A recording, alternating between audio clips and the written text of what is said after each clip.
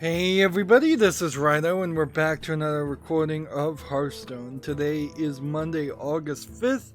The new expansion for Saviors of Uldum is coming out tomorrow, and we put out earlier today, or live streamed on Saturday, looking at all the new cards. So I've seen all the new cards. It seems like the new expansion is mostly going to give you 2 great cards, probably for each hero class, and then a handful of good cards otherwise, and then a lot of just kind of generic replacement cards for cards that already exist that have gone in the wild. But because that expansion has happened, or is happening tomorrow, I've disabled the comment blocker, the chat rules. I think Hearthstone Deck Tracker will still show up. So we're going to just look a little bit different today in these recordings.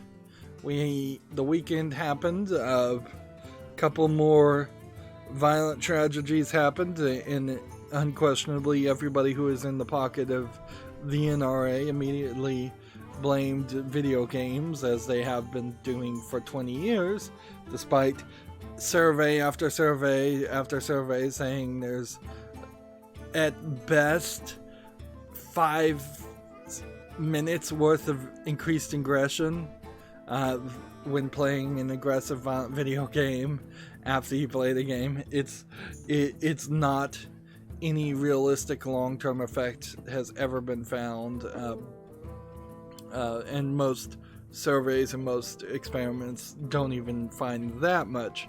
So yeah, it's just garbage. The tragic events are garbage and shouldn't happen for many different reasons, but blaming it on video games in particular, which is the focus of this YouTube channel, is also garbage. Is there anything else to really say with that? No. I mean, you might as well just ignore it and not respond to it at this point. But since the weekend happened, we have 3 daily quests to do. This is 2 things not being related at all. So we need to play cards that cost 6 or more. We need to play Druid or Hunter. Let's play Hunter. And we need to win 2 victories together. Tavern Brawl. I believe we also need to do the Asian account Tavern Brawl. What's funny is the new expansion is going to come out, and I do not have enough gold to purchase 50 packs.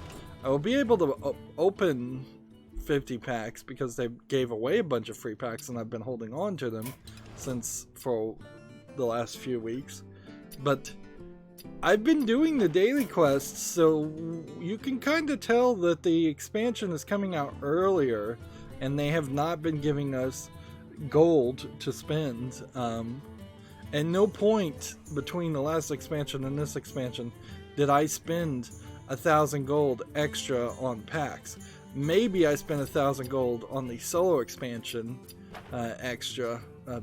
Almost certainly I did, and now we're feeling the cost of that, but it inherently says that Hearthstone is getting greedier, and it's putting out more expansions than I would be happy with. I don't know if I can really make the argument, though, that Hearthstone would be better off if they just took a break. They took a 3 or 4 month break and said, you know what, we're not going to put out anything new. We're just going to really think about what our next expansion is going to be, and we're going to shore up things. We're going to fix some mistakes. We're going to bring back a lot of the cards from Wild, which is what I would like to see. We're going to have a new introductory experience for new players. I don't know if that would really do anything more. 5 years into Hearthstone, it's time to either announce a Hearthstone 2 or a full relaunch Hearthstone situation where I don't know if you just we're getting to the point where it's like What is my purpose? I could imagine some people wanting to play classic servers on Hearthstone. Just bring me back to the good old days, 2 years ago, 3 years ago. And I don't know how you fix that or actually accomplish something like that other than people running pirate servers.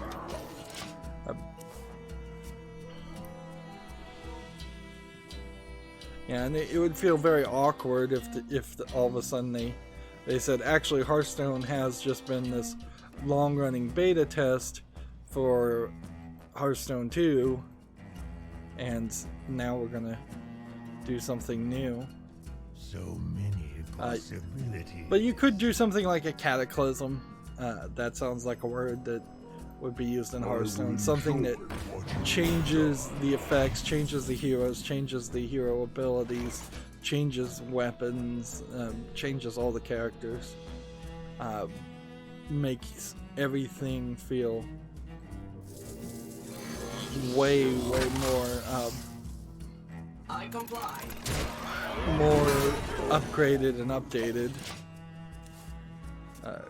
compared to what we have. We don't really have a ton of news. I also this extended vacation is just going to be extended more. I spent most of the week literally just sleeping. This is the down end of being an insomniac, is that on some rare occasions you will just start sleeping, and it's very poor quality sleeping, but you'll sleep all day. Yeah. And that's a symbol of depression as much as it is insomnia, but yeah, I've not been in any kind of productive mood over the weekend. I also need to work on my maybe I should have stretched that out, but hey, we're playing ranked, we might as well work our way up ladder.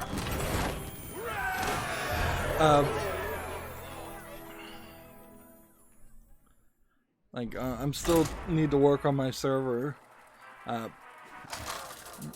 What I really need is I'm installing Linux Mint Debian Edition version 3, which the Linux Mint Debian editions don't upgrade except for every 3 or 4 years, it feels like.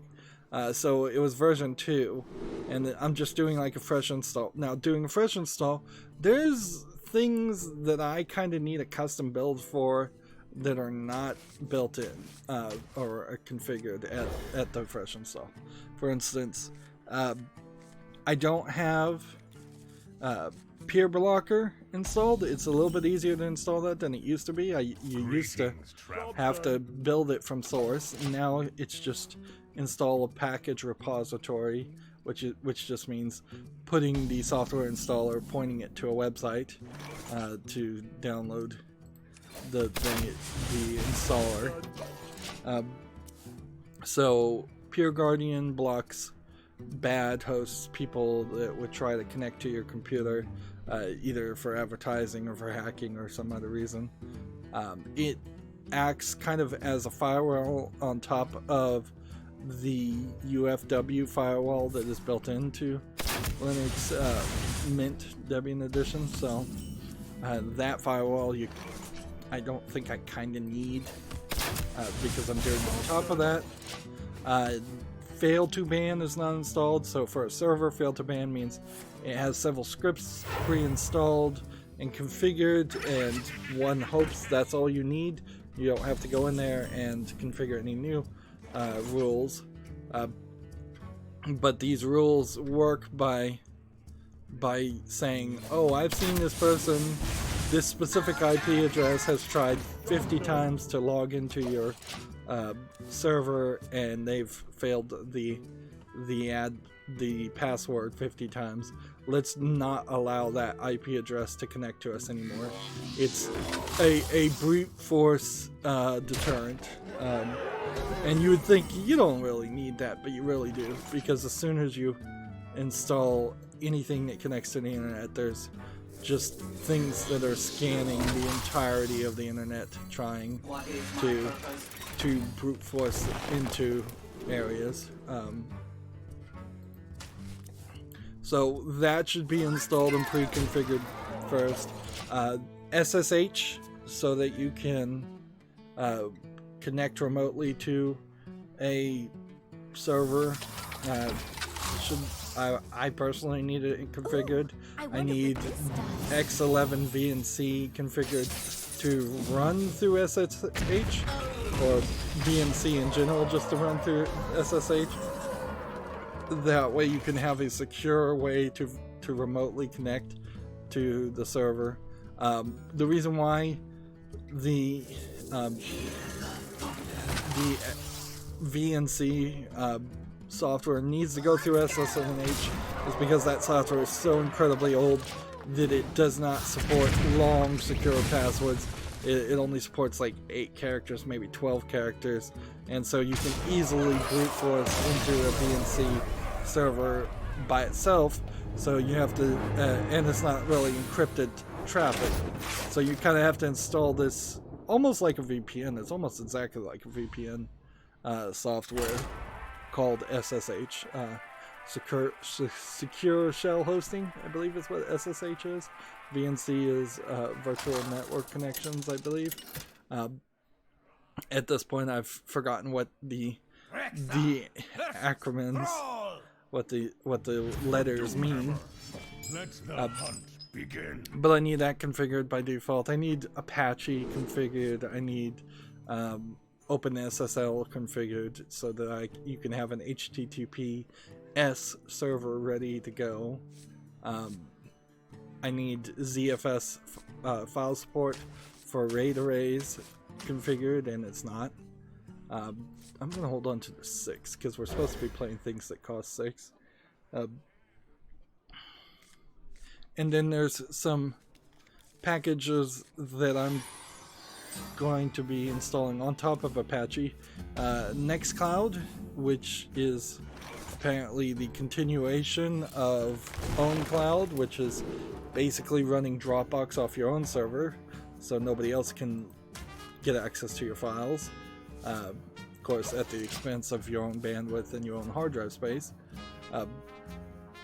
Last time I installed anything, it was OwnCloud, and so it seems like OwnCloud, in the meantime of the last time I've worked on the server, has been at least in part abandoned in favor of Nextcloud. Depending on what the features are that are missing in Nextcloud, kind of changes what the other server software I need to run is, because there is a Calibre server, a script that will allow ebooks to be connected, which I imagine Nextcloud still doesn't really have anything to do that internally. And then there is a music sharing server thing called Apache, not to be confused with Apache. It's AMP, where Apache is AP. Again, if that's built into Nextcloud, more is the better. Having to run 3 or 4 or 5 different servers is not that good. And then I want to install MineOS, so in theory there's a Minecraft server running around in case I ever wanted to play Minecraft without purchasing a server through some hosting site, which would probably be better off spending the money to have somebody else host a server, particularly if it's a modded server. MineOS just is an easy way to configure and maintain and back up Minecraft servers. So those are the main focuses. There's probably some other software, like when you install Linux Mint Debian Edition, it doesn't seem like you have Chromium or Chrome as a way to install it. So if you want the Google features, you install Chrome. If you want If you don't want the Google features, you install Chromium, which is the open source version of Chrome. But you start off with just Firefox, which is not really where I'd want to be with it.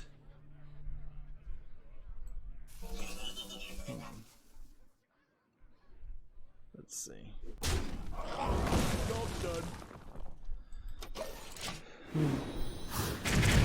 There's some other configurations that the installer doesn't step you through or anything like that. It could be a little bit easier. It does allow you to set up automatic login when you install it. It doesn't allow you to set it up so that you don't have to type in a password every 5 seconds when you're trying to install anything, which literally on the server, the only time you're touching the computer, you're doing something that you would have to run as an administrator, run as root to do. So every single action is just typing the password over and over again. And frankly, if somebody has physical access to your computer, then you have no security ever, regardless of the operating system. So it gets really silly and ridiculous to try and make this argument that there's a major benefit to having that. Now, I guess if somebody hacks into your computer and connects remotely, they also don't need the root commands, but that's a risk I'm kind of willing to take for the frustration of it that you remove. So I like that option, even though I'm sure it's not very secure. They don't walk you through some basic things like just how to set up a printer, set up the Rydo software is the name of it now, that does mini DLNA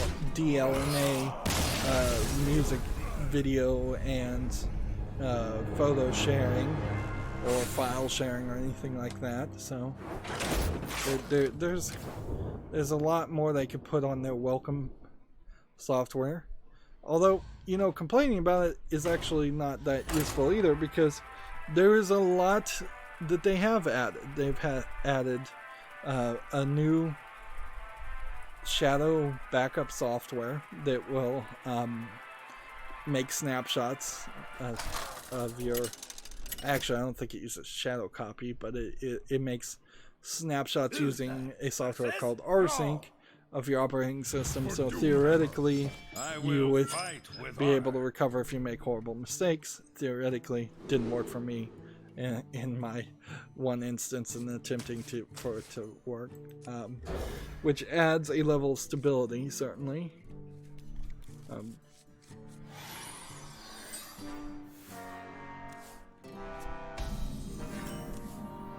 Linux in a lot of ways, though, is still very much not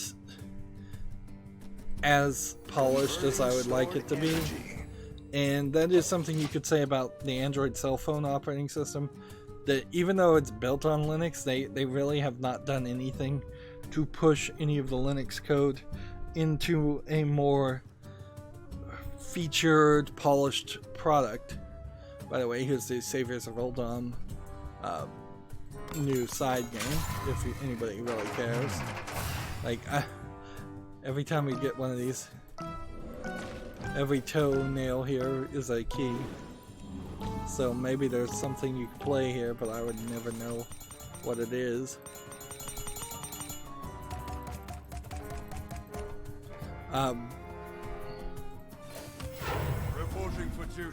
Yeah, it would have been nice at some point to have seen an inclusion of support and interest in the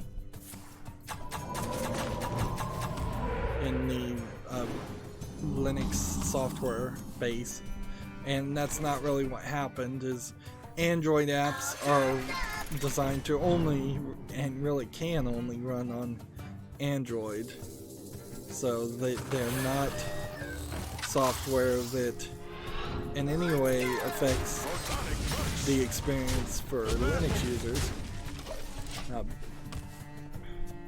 And a lot of Android apps over the life of Android were designed, were made really nice, and then were abandoned, or were designed and made really nice and then got changed when somebody else became in charge of that app.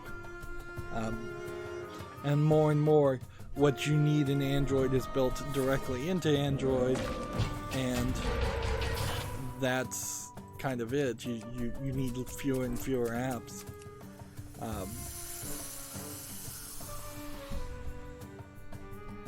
So you can tell by this side part here that there's a lot of ancient Egyptian theming going on around this. Let's see. I don't have enough mana. Let's go! I suppose because of all of that Linux talk, which is, I'm sure, extremely boring to people that don't care about computers or Linux, which frankly I should be in that group.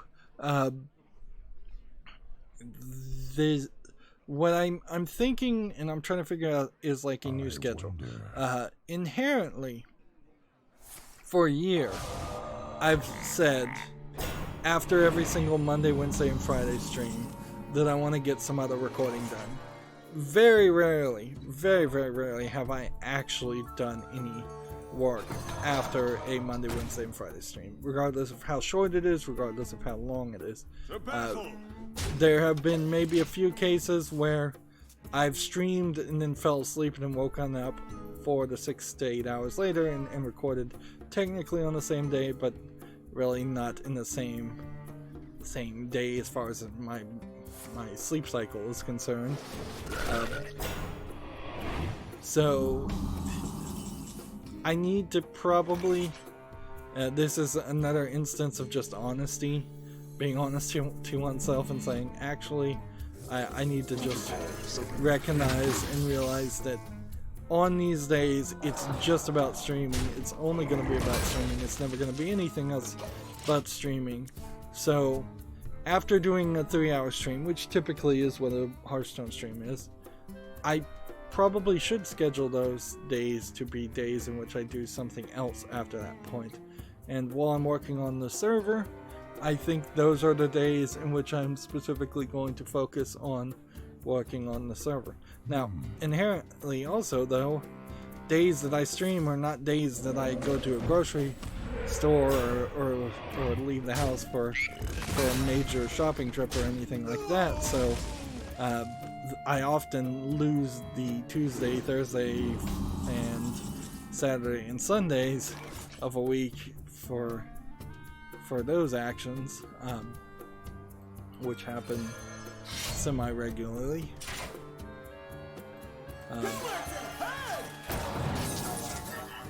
So that is another thing to be aware of and understand.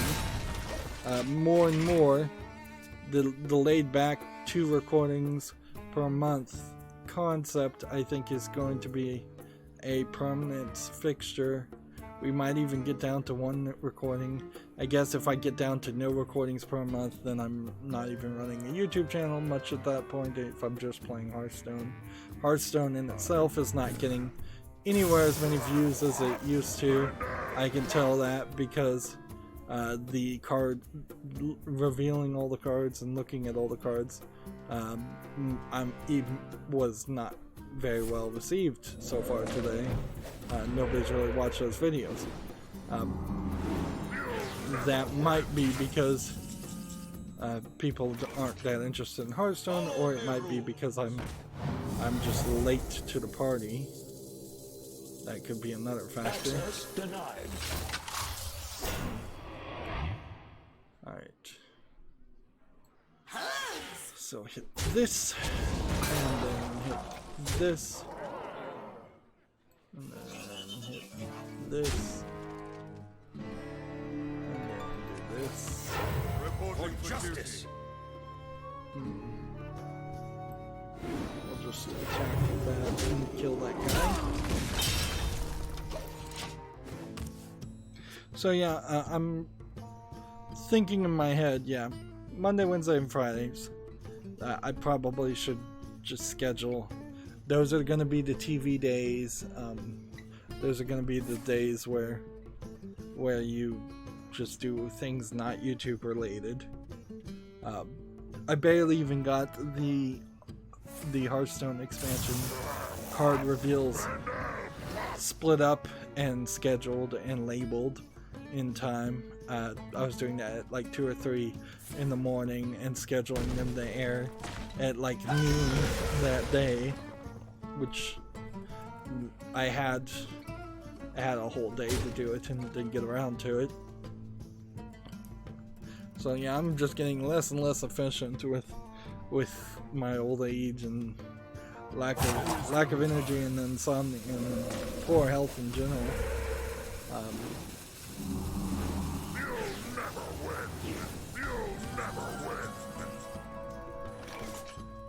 And yeah, that gets scary certainly, because if I was ever just to do the smart thing and quit YouTube and try and go get a job somewhere, like, I don't know at what kind of job I could even physically do, since YouTube is just sitting in a chair talking, and I can barely get around to doing that.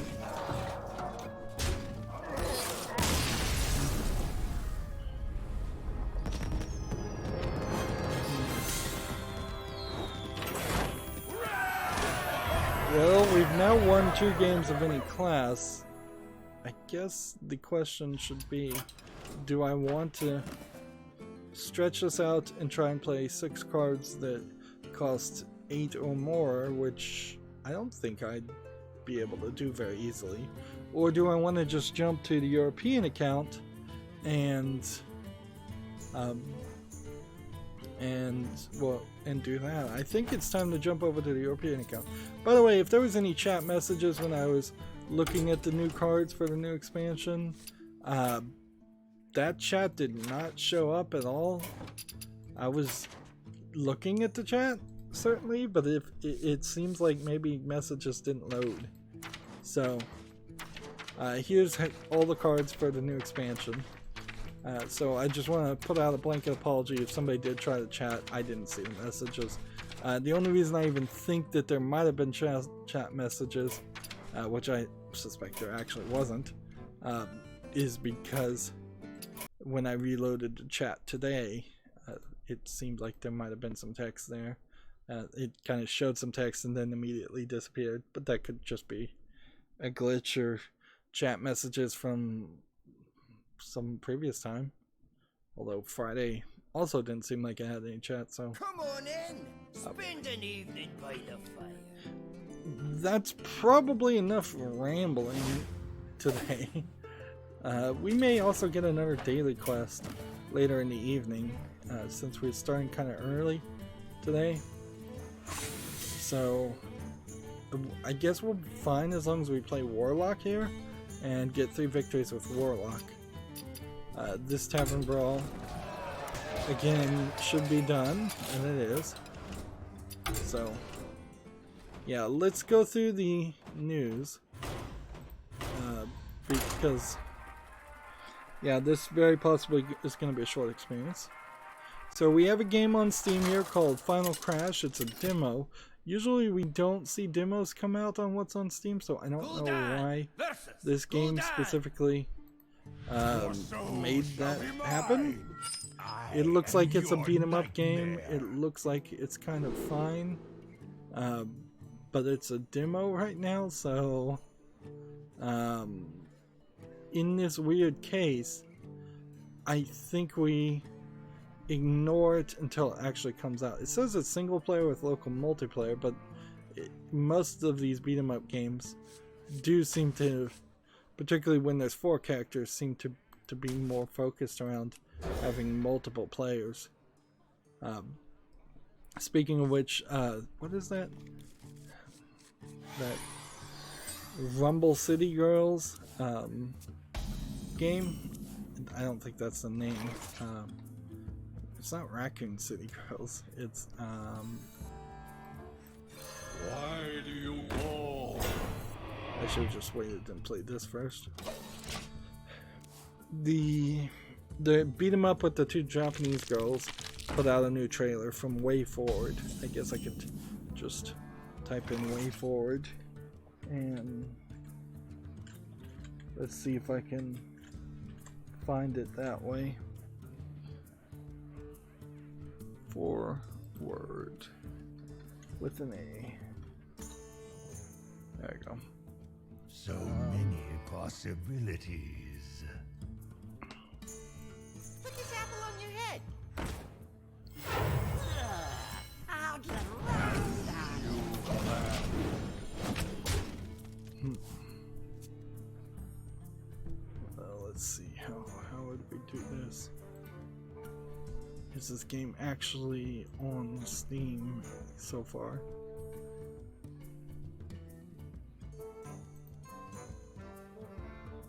No, it's not on. It's not even listed on Steam, so I have no way of finding the name of the game. But yeah, Way Forward put out a trailer for their River City Girls. That's the name of it, which is a River City Ransom spiritually inspired game.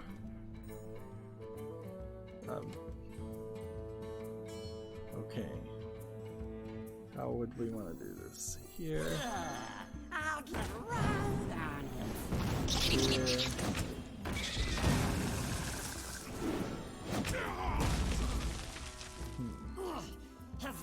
Here. Hey, catch! And here. And in return. I don't think it was necessary to bring up the trailer for the River City Girl trailer. It was just a teaser trailer for a minute, just showing one of the two girl fighting characters.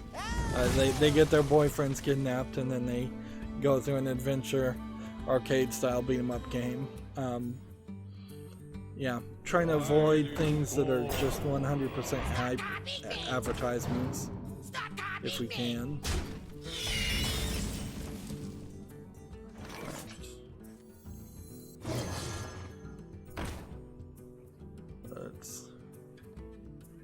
Well, we're gonna die one way or the other if we do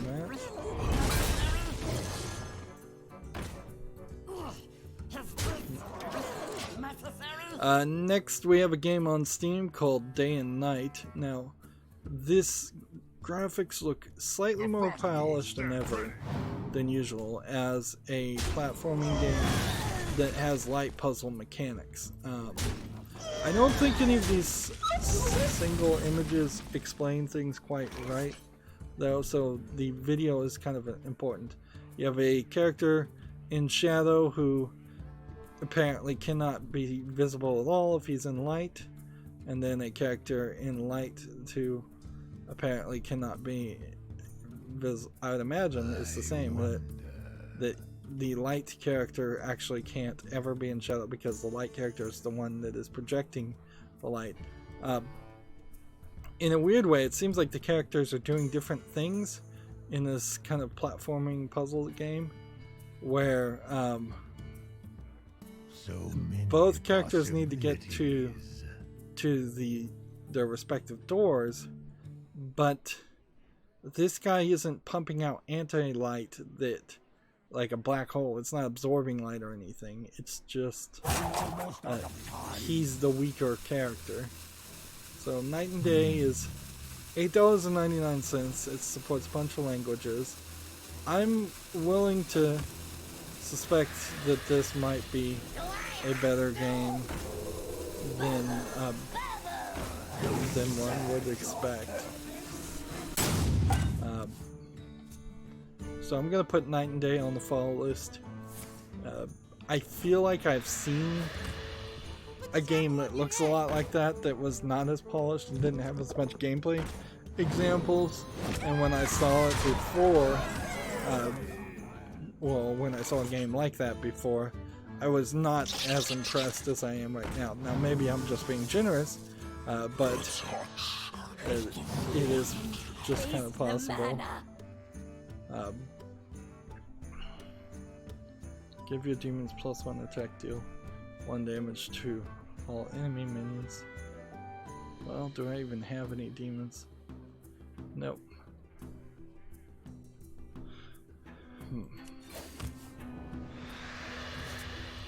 That'll summon some demons. We're just kind of trying to play Warlock cards and get victories. Gamatsu has an article here. Con Valeria, China Joy 2019 off-screen gameplay.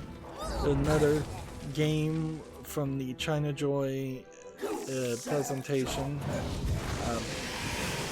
happened. So, off-screen gameplay meaning someone has a camera actually just pointing to the screen.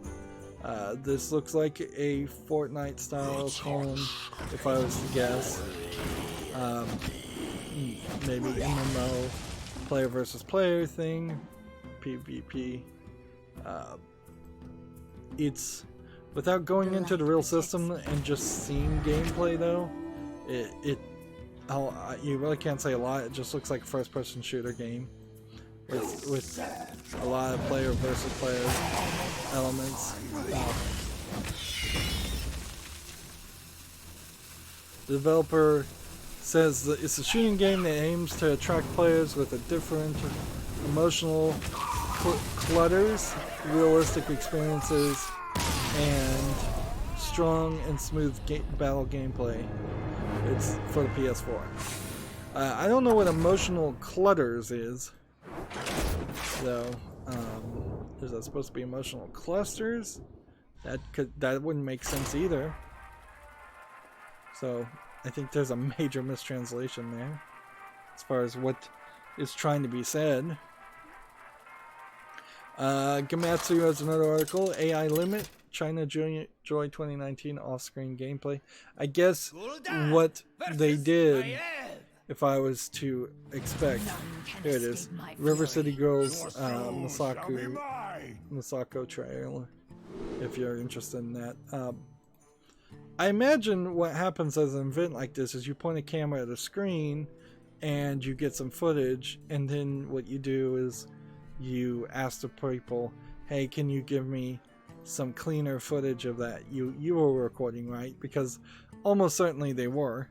This looks like a more shield and sword player versus player game, and I imagine Chinese game developers are going to heavily try to go with the MMO player versus player fad, because it looks a real little Dark Souls there with that backstab. But the thing you're going to run into is people are kind of over the fad of player versus player. I think outside of large countries like China, outside of China in particular, and I just don't think that's going to be the greatest of a game experience in general.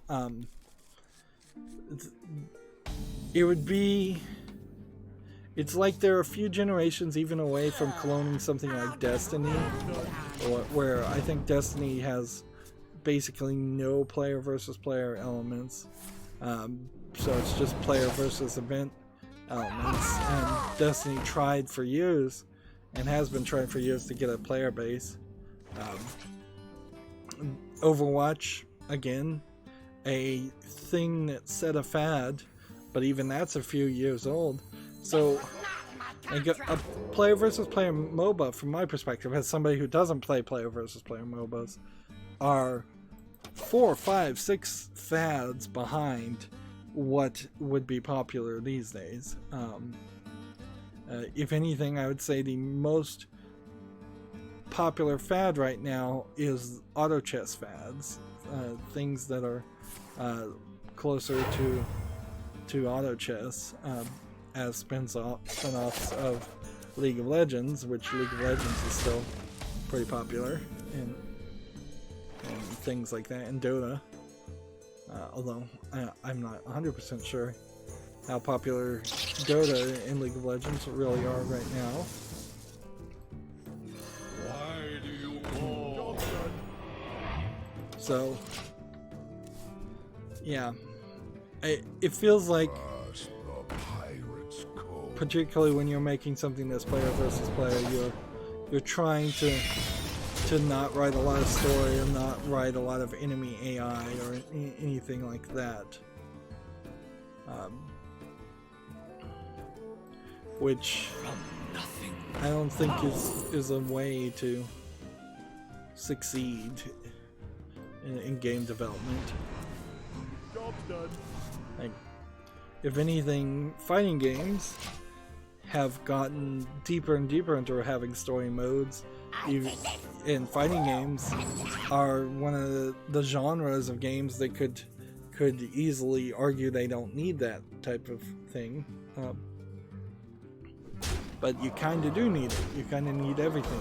Your game has to compete against all other games, not just games in a similar genre. Alright. Stealth. Then this. Stop copying me! Stop copying me! This. Back to the void. I guess that. And then the turn.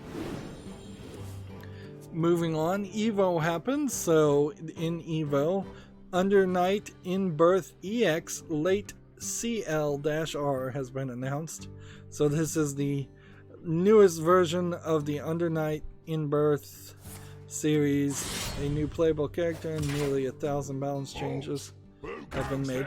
It seems like the Under Night fighting series probably is a little bit more iterative in their releases than just all new versions.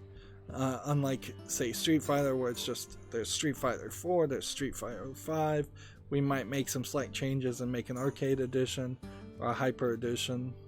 The Under Night series is 2D for the most part. Very smooth, fast framed, fast paced anime fighting with, I think, swords and weapons. I feel like this probably, as a series, is in the top 3 of fighting games, but I feel like it very possibly is one of the most difficult ones too. So, and Evo, unlike PAX, is kind of the linchpin of showing some of this content, because it goes off and shows that, what am I trying to say here? Evo is a really nice specialized convention in a world where we no longer have really nice specialized conventions.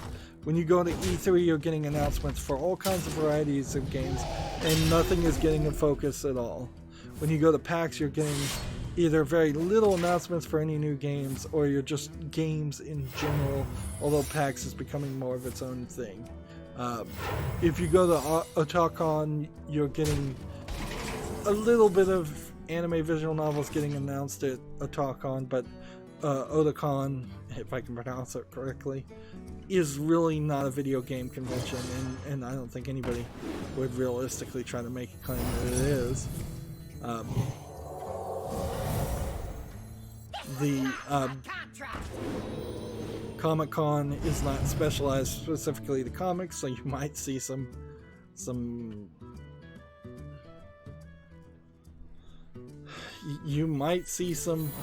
announcements at Comic-Con for video games, and it's getting just crazier and crazier as things happen. Where it feels like Evo is really the only thing that has video games in it as far as the convention that really just focuses on, it's a fighting tournament that is the fighting tournaments of fighting tournaments. I'm sure there are probably some League of Legends experiences where a new upgrade to League of Legends is announced, but I wouldn't know anything about that. And then you had like QuakeCon happen very recently, and nothing really came out for or about QuakeCon. So you kind of know from that bit of information that there's a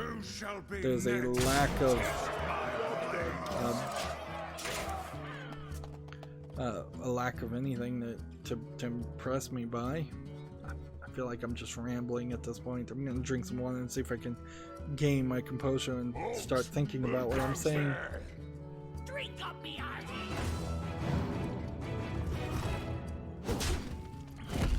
Well, to wrap it up, I think, yeah, cons don't feel like they're doing great as far as being places where fan bases can go to get new announcements or to have an experience that interests them or that's entertaining around their interests. I'm not sure cons ever in general were that good, though. That they've always been either industry insider conventions or they've been just public facing conventions that are designed to sell you things. I must protect the wild. Your soul shall be mine. Moving on, EVO Japan 2020 is set for January 24th through 26th. It'll feature BlazBlue Cross-Tag Battle, not to be confused with the game we just looked at that I've forgotten the name of. There's 2, maybe even 3 Japanese games that have very weird names. In Birth, what was it? Under Night in Birth game series is not BlazBlue series. But yeah, EVO Japan 2020, BlazBlue Cross-Tag Battle, Soul Calibur 6, Taken 7, and more. There's more that will be announced at a later date. So it's more in the article actually telling you what the more is. Of course, the Japanese 2020 Olympics is a big deal, so everybody's going to try to work their way around that. Now, I think also it's worth mentioning that EVO Japan is not EVO proper, if I'm figuring this out correctly. So, EVO Japan is coming out in about 6 months, but then the next EVO will be in about 12 months.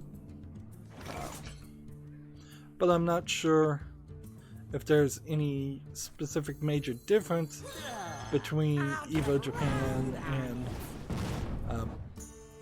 EVO proper.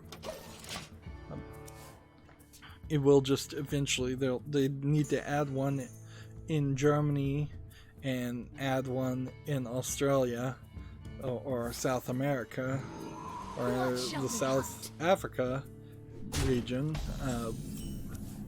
And then they could have a EVO South, North, East, and West. Of course, having one in Germany is hardly really that north, but it would be north enough. Let's see.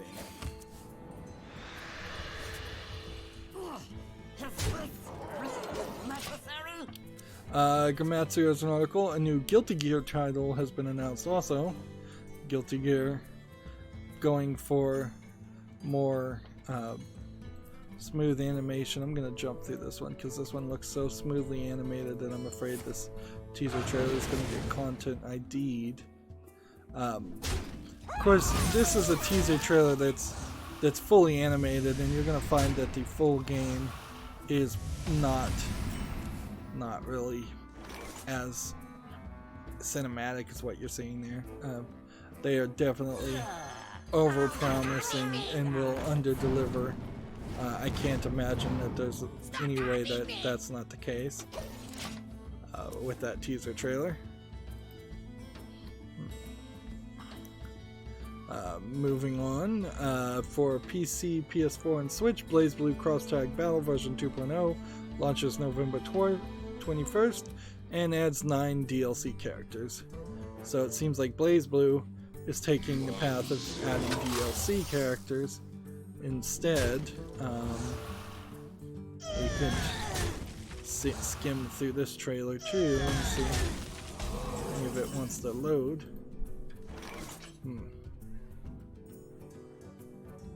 So there's a new BlazBlue and a new BlazBlue and an update to BlazBlue Cross Tag Battle.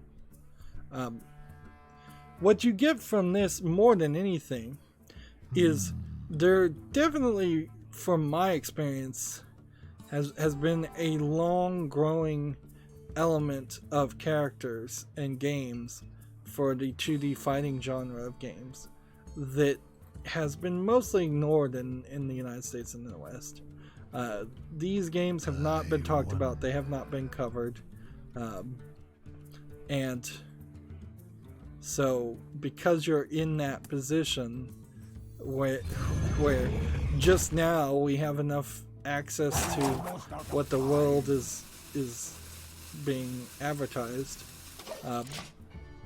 just now we start to see, oh yeah, they didn't stop at Street Fighter 2 Hyper Edition and Hyper Turbo Edition with the 2D games, because frankly, if you'd asked me 10 years ago when was the last good 2D fighting game, I'd say yeah, it's got to be Street Fighter 2, because Street Fighter 3 I believe went to 3D, and at that point I wouldn't have known about any of the other games or thought them big enough for it to matter, because I wasn't a PC gamer and because I wasn't coming from a more worldwide perspective or a Japanese perspective. So yeah,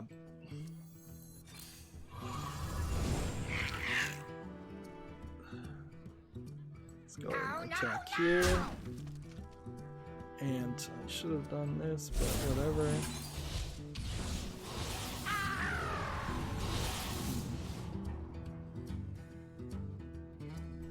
Let's go ahead and do this.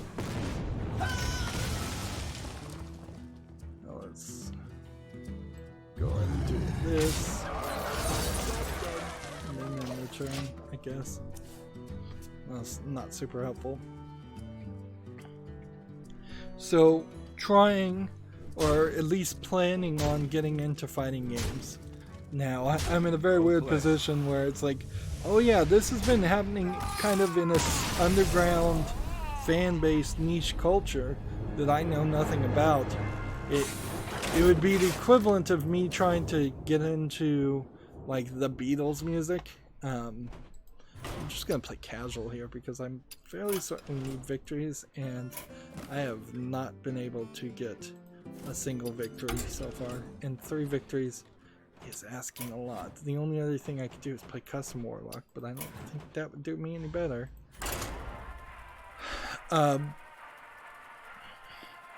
So yeah, if I was to try to get into the Beatles music, I wouldn't know a thing, and everybody else in the community and fan base of Beatles music would look at me and go, have you been living under a rock?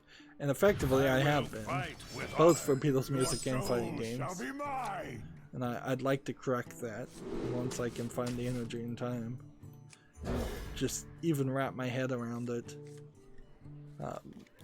And the Beatles experiment there, or example, is do you listen to some of the first album of the Beatles, or do you just jump into the White Album? What is the recommended listening order for the Beatles? How much do you really have to know?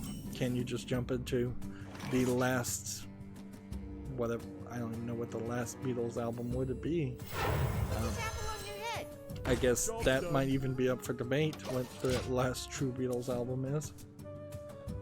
Moving on though, let's just burn through this news. We have a game here called Mortar, which looks like a low effort asset flip game. Although there are a lot of assets here, it's pretty obvious it's a GTA clone, and it's just been designed to be simplistic and simple. They want $11.99 discounted on it, English only.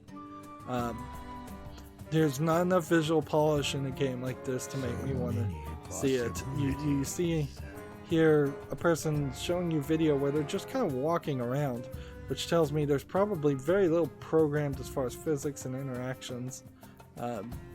All of this video is just people walking around and running around, which seems to be a red flag in my book. Or I would call it a red flag. And let's see.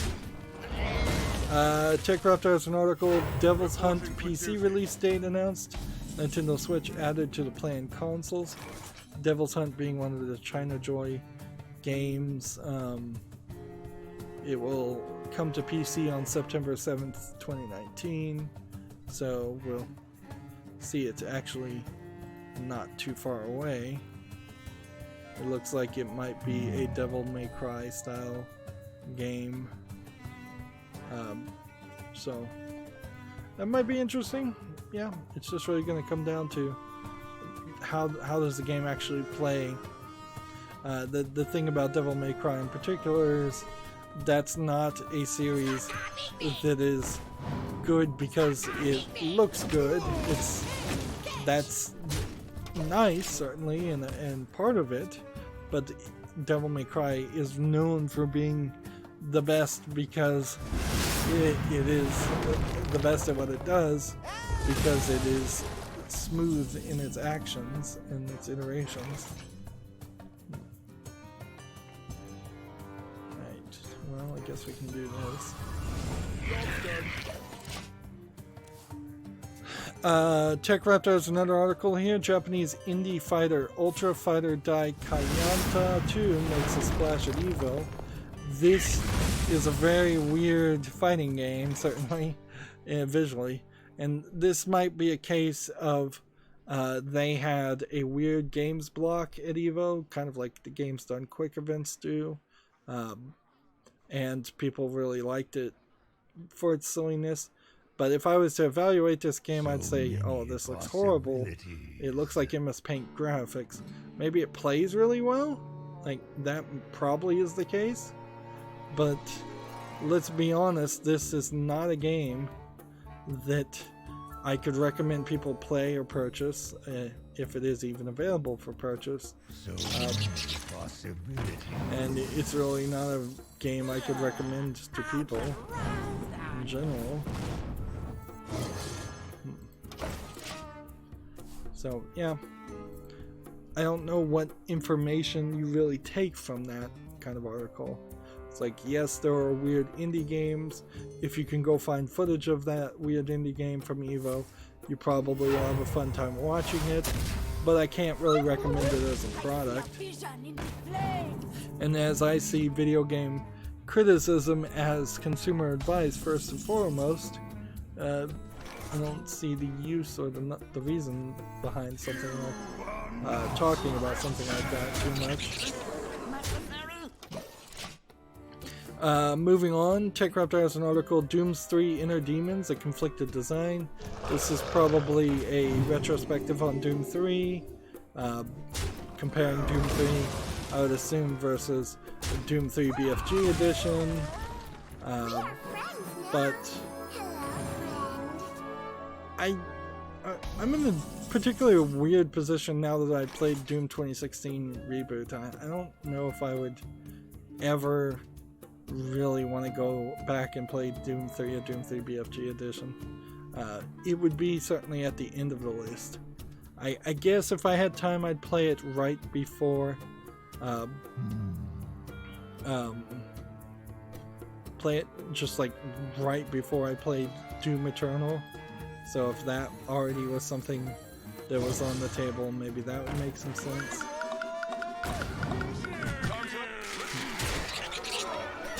But otherwise, yeah, I don't understand it. I've heard people certainly compare the Fear series to Doom 3 and how the Fear series was doing very well at the time, and Doom 3 was not, did not, so it would kind of make sense if I was to cover the Fear series, which I kind of do want to do it, that it might be a point where it makes sense to play Doom 3 after or in between Fear 1 and Fear 2. That might be a good comparison game, more than I would have thought of.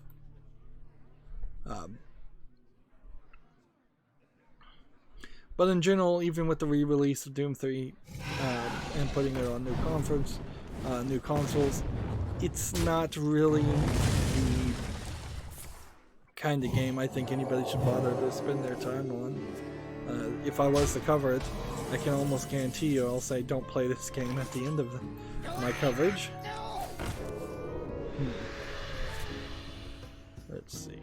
Just hold each turn. This one's gonna do 10 damage. I should just play this now.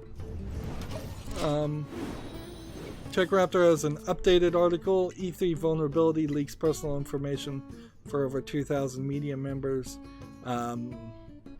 The E3 is run by the ESA. A lot of the mainstream video game media seems to have not reported much on this leak. That leaked their own information. So, names, addresses, things like that. Which, frankly, if you're actually a media person, some of that information should have been public anyways, but not all of it. Like, I don't think it's realistic to expect that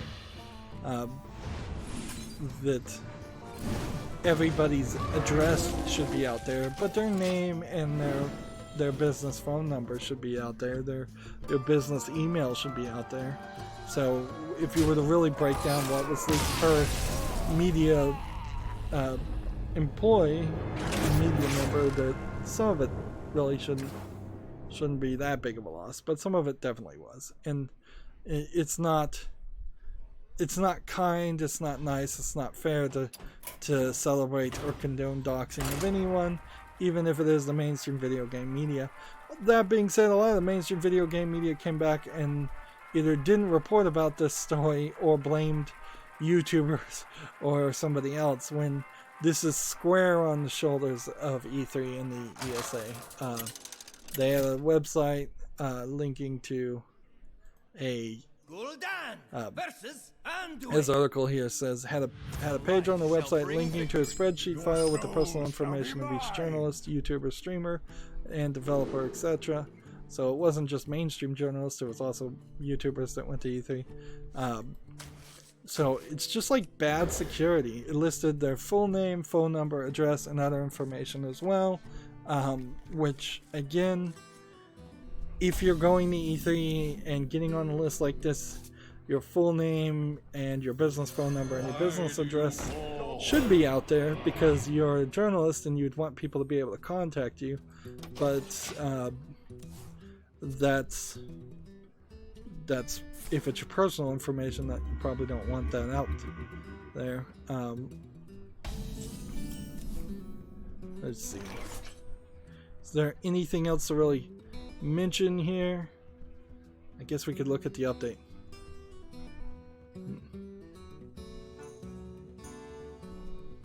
Let's see. Yeah, I don't know what you can really do now. Basically, if people didn't want that information out, they have to move, or they have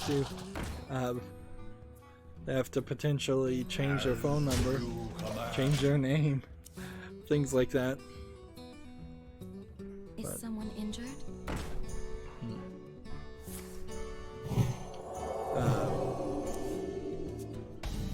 So there, apparently, according to one of these tweets, there might be a lawsuit in the works, which, fair enough.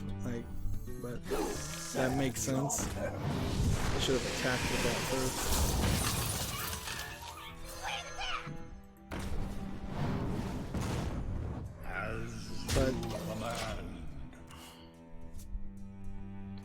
Wait a minute, that should have done two damage, and this should have done 1 damage. How did that guy survive? Is someone injured? I'm not paying enough attention, clearly. So, yeah, that happened. I would be very careful about considering going to E3 now, because you have this situation where your privacy is proven now not to be safe.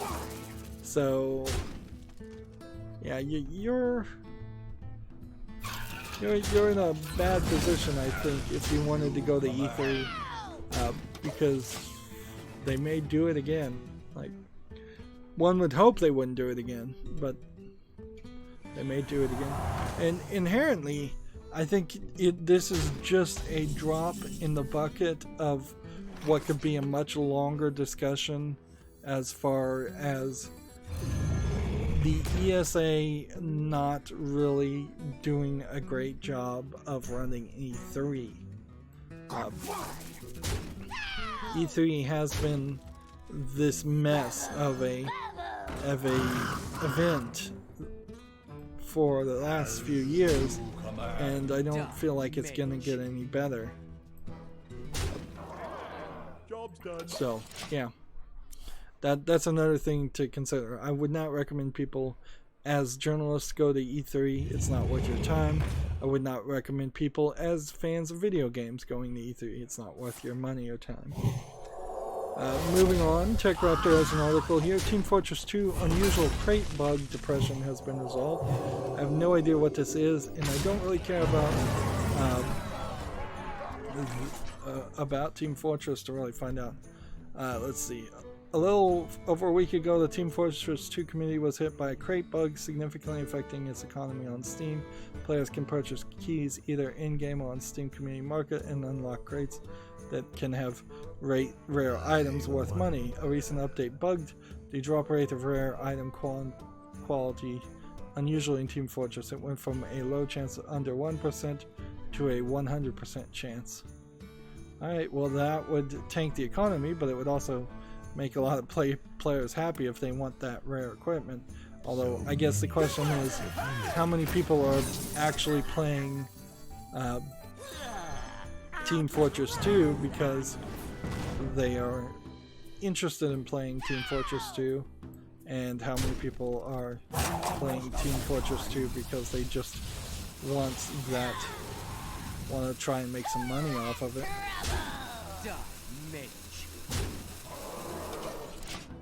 So that's something to ask, certainly.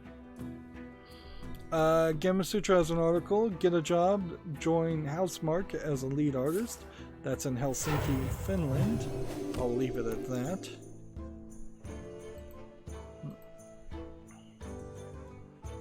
Let's see. Next, we have a game on Steam called The Battles for Spain.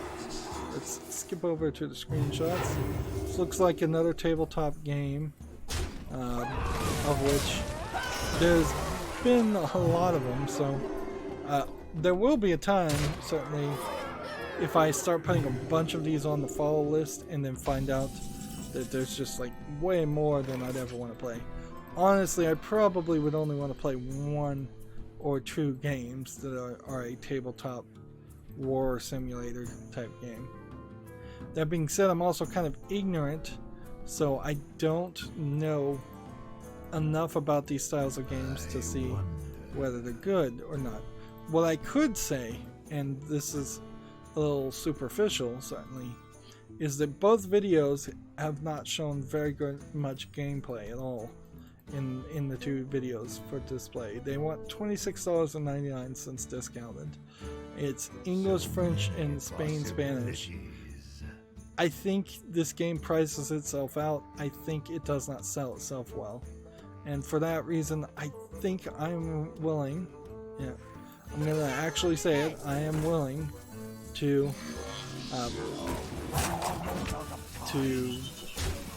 choose to not go any further with it or put it on the follow list.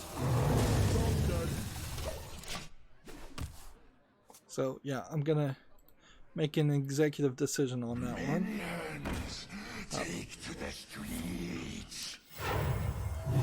Gamma Sutra has what looks like a video essay here called Making Family Matter and the Children of Mordecai, which is coming in 2019. So this is a hype article. If you're interested, check it out. But until the game is actually out, I'm not going to pay it any attention. Alright. Need this down.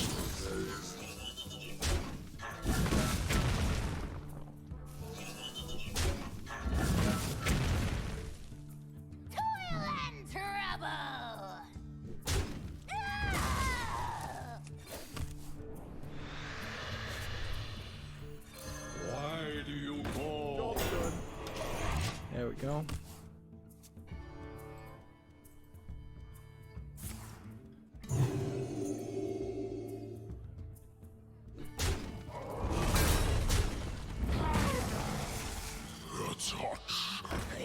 Interesting.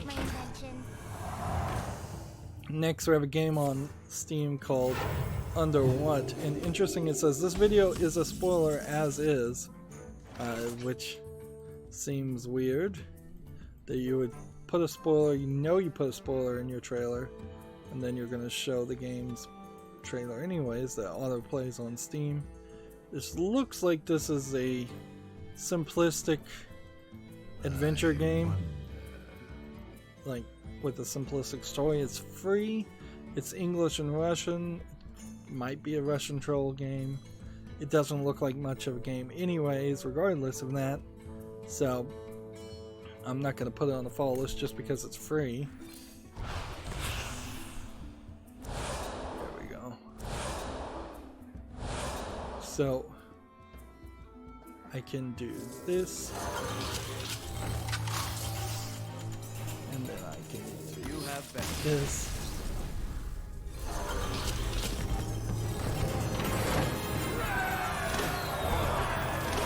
We did the Warlock class cards, so we could play as priest now, which that might be more interesting. So yeah, let's get that done. Next we have a game on Steam called The Creature, which looks like it might just be a low effort horror game. Anduin versus Geralt. You can definitely tell as I'm skipping around this video that it's not willing to show you anything at all. Every single picture is just, you see the moon, you see darkness out on the side, and there's 4 screenshots. There's nothing here. It's early access. They want $7.19. It's English only. Claims to be rated M for mature, but gives no reason for why it would be M for mature, which is the bigger question that you'd want answered. I ran into another game that we've talked about specifically too, that one of the RPG Maker anime games that was tagged with sexual context, and I was like, I just don't know what's in these games because of the way Steam is showing them to me. There needs to be, and I've argued in the exact opposite of this, and my opinion has just changed, that there actually needs to be something in the Steam store that you can click and where you can see like adult screenshots, adult video that the creators create and put up, so you kind of know what the level of the adult content is when it's tagged as having adult content. It does not really work anymore to just show me what looks like an RPG Maker game and then say it has sex content in it and not really tell me how much or in what way,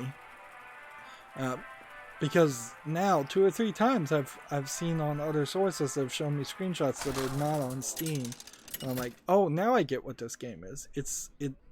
I guess in the end, so Android far at least, versus every game Vanilla. that this has happened with, they weren't games that were going to make it to the fall list anyways, or even the wish list for that matter. So I don't know if it really mattered that these kind of games didn't really sell themselves well to me, but it eventually will matter. It eventually will get to a point where it's like you will not understand what the game is until they can properly advertise it. So, and my first suggestion to Steam when they were talking about adding adult games was to have just a completely segregated Steam store, like just an adult section. And they're kind of half and half on it. Some pages you have to click to see and verify your age. Some pages you have to be logged in to see. Technically, I think adult games you have to be logged in to see, but I'm not 100% sure that's actually true. So you run into some weirdness in that also. Let's move on though. We have a game on Steam called Agnon Monstrous Shutdown Sequence. This looks to me like it is a low effort asset flip style game with just some random shapes and some random looking enemies. Even if there was a game here, which there might be, what I'm seeing is so visually unimpressive, and the name is just gibberish. I don't want to play it. Early access for $14.99. No, no discount whatsoever. Requires a third party utilize, English only. Yeah, that's not a game that I think needs to be on the list, or that people need to really look at. That may be the entirety of all the games we look at today, frankly, too, because heck, it was a slow weekend, and I think we're still gonna run into slow weekends probably from here to the end of the year. We may just be in a new era of games not really coming out on the weekends, and video game news not really coming out on the weekends ever. Next we have a game on Steam called Alien Creatures, which clearly this is just an asset flip game with a demon with a whip character whipping other kind of giant golem deep demons and wandering around an asset flip area. The alien creature, as it's being described, is far too large for the area and cannot really easily transverse. This is 99 cents. English says it has full audio. Of course, it's garbage. So, we want to play this, and then this, and then we want to attack this. I watched a speedrun of Dead Space 3, and when watching someone speedrun through it, it doesn't look probably half as bad as the game actually plays. Dead Space 3, of course, being the game that's not on Steam, so I have no interest in playing it just because I don't want to purchase it on Uplay to play a bad game that everybody knows is a bad game. Inherently, I believe the reason why Dead Space 3 didn't come to Steam is because they didn't want to give a cut for the microtransactions to Valve, and in that one step, I feel like they probably Is someone injured? began the battle towards the Epic Store and things like that. I suppose it still is very much the case that people who are selling microtransactions on Valve are giving a cut. People who are selling microtransactions on games on Steam are getting a cut, giving a cut to Valve. I could see a reason to make a small transaction charge there, but I don't fully see why you would, why something would be justified in receiving a 30% cut or something along that line for a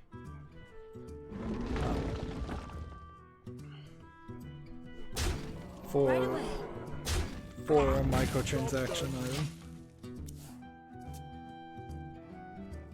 On the other hand, YouTube is certainly getting into that terrible business practice with them getting a cut for every like super chat and every donation and subscription, when that's not really where they should be trying to make money, or screwing the content developers. Let's see, moving on. Gamasutra has an article. Slytherin acquires Master of Magic publishing rights from Atari. Atari, of course, now is not the Atari of old, but this is a company that bought the rights to Atari years ago and changed their name to Atari. I believe it was Infogrames, but who knows? So it's really just a holding company more than anything else. So it makes perfect sense that they would license out the publishing rights to a game. But I've never heard of Master of Magic either. So you're kind of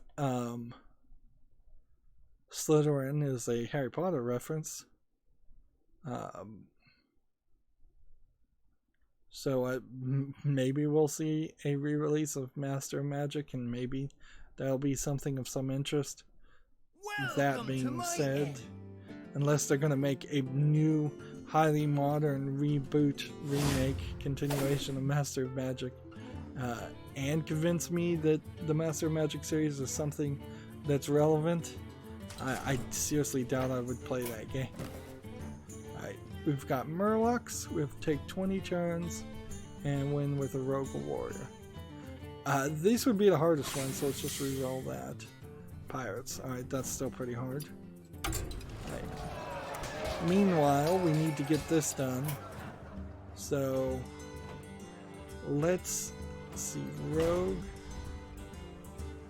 And, no, let's go with...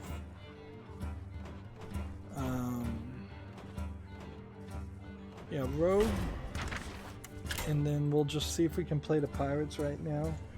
But I kind of question we will. Alright. So ideally we would want the cannon. Let's see. If we play Amalgam, that's a good card because I'll play Pirates and Murlocs at the same time. Other pirates get buffed. This. This.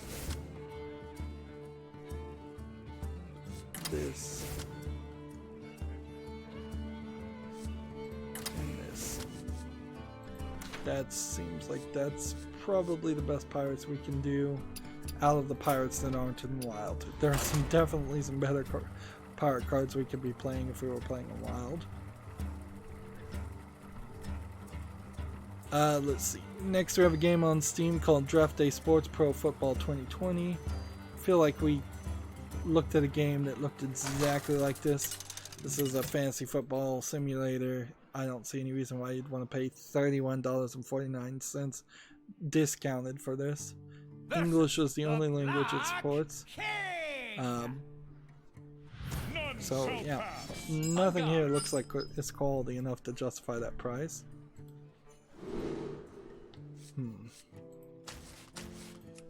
So Epic here has put out a statement on misinformation and abuse. Let me see if I can control plus this to see if we can get the text to even slightly be readable. Now, without reading this article, my guess is what this is Ooblets has been attacked, I think, mostly fairly so, for taking a screw it, we've got ours attitude. They took the Epic deal and put out a statement that was tone deaf, in my opinion,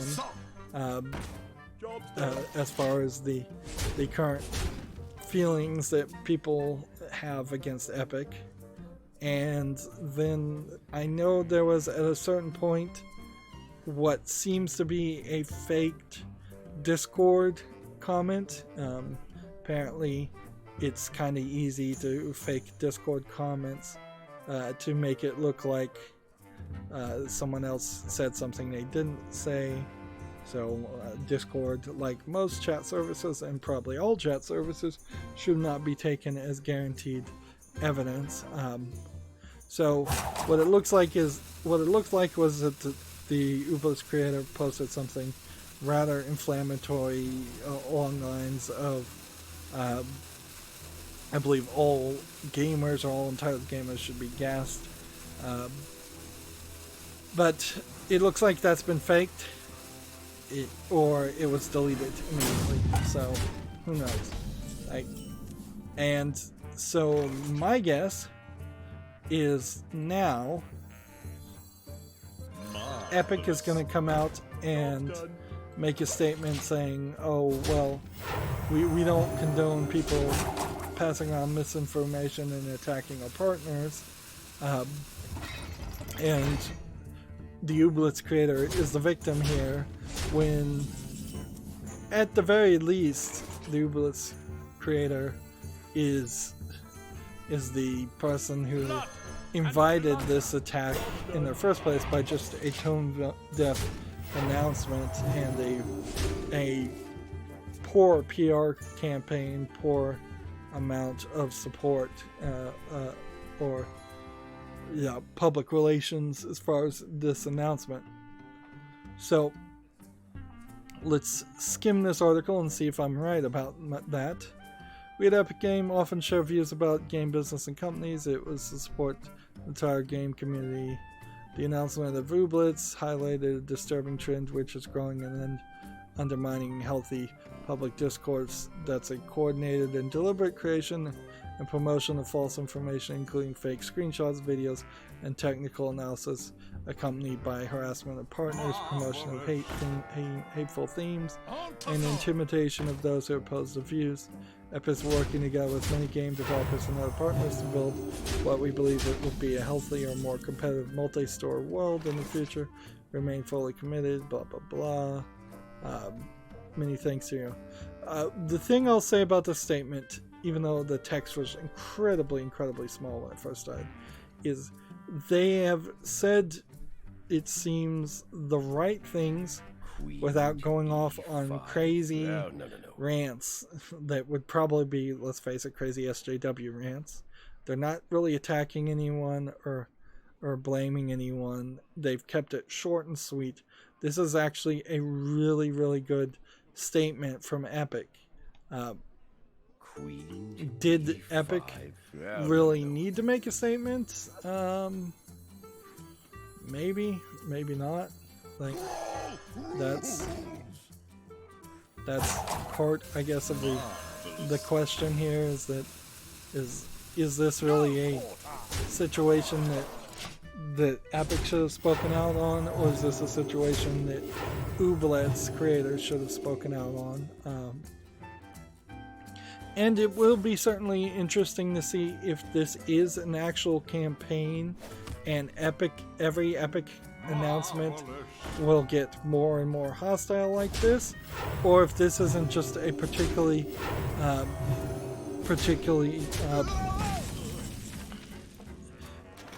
hostile case because of the way the developers did their thing. That's one thing to consider. I guess the other thing to consider here would also be,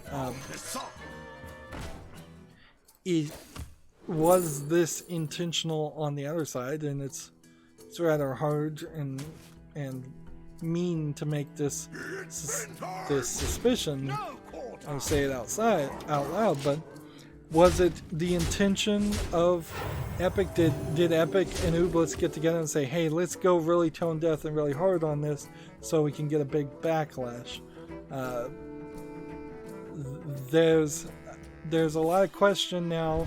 There was a lot of people hyped for the game Ooblets. Now it's reasonable to say that any hype you had for the Ooblets should probably be completely removed, because that game is itself, the game, is probably not going to be that good.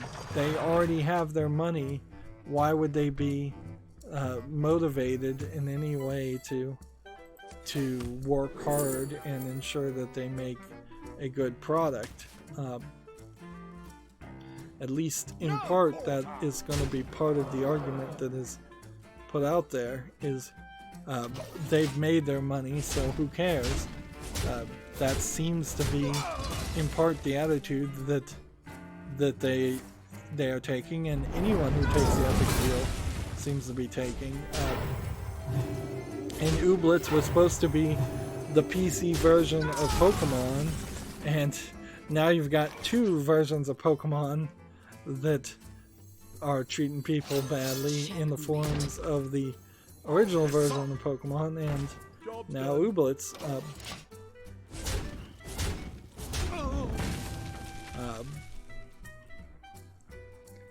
So yeah, Checkmate. like there is always the possibility that some of these fake screenshots and attacks are kind of false flag operations. That could be the case. It's more likely and easier just to assume it was trolls in general, but it could also be that these things are being encouraged, these actions are being encouraged by Epic, so that Epic can put themselves in the position of saying they're the victim, which is just straight out of the SJW playbook. Is if you're not a victim, then you have no right to speak, therefore you have to always make yourself out to be a victim, even when you're clearly on the attack. But I do have to applaud Epic's statement. It short, sweet, to the point, stating facts in general, while not really coming out and accusing any individuals or making any crazy statements.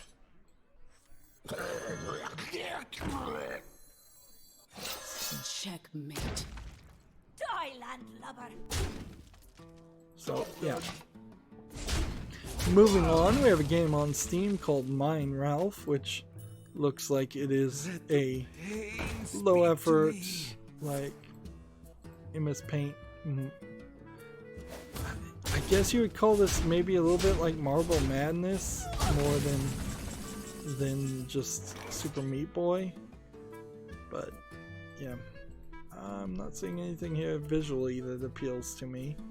It's $14.99, supports a bunch of languages: Russian, Chinese, Danish, and German, which is an odd combination. But yeah, doesn't look like a good game by any means. Alright.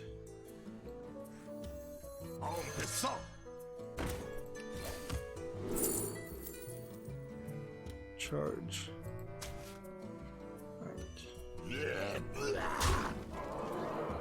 So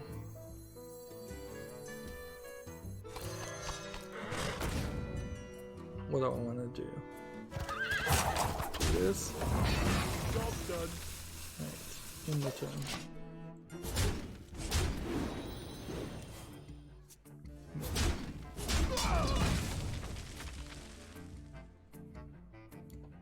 Next, we have a game on Steam called Dragon Guide, which looks like a low-effort asset flip game again. Let's see. Sea Dragon. Looks like this might be a really ugly VR game. Yeah, it does require VR. $2.79 discounted, but it's way too cheap for a VR game. English only. Yep. Game looks terrible. Not going to the follow list. Now the problem I'm foreseeing here, and this is gonna suck, is we're gonna run into a situation here where I just lose.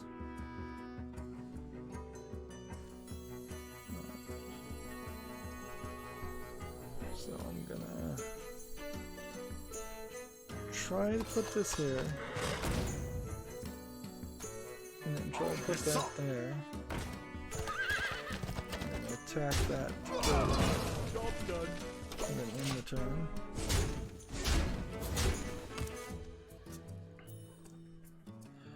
Gamma Sutra has an article here. Nexon is going to acquire the Swedish game developer Embark Studios. Do we have a clue what Embark Studios has made? No. So this is a little too inside baseball, frankly. So forget it. Forget that article.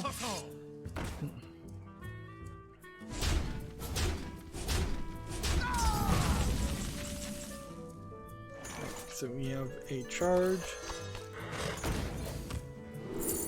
and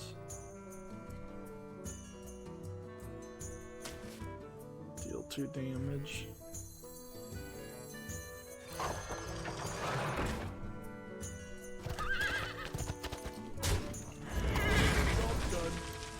Yeah, I'm probably gonna lose here because these two are going to attack and do 10 damage.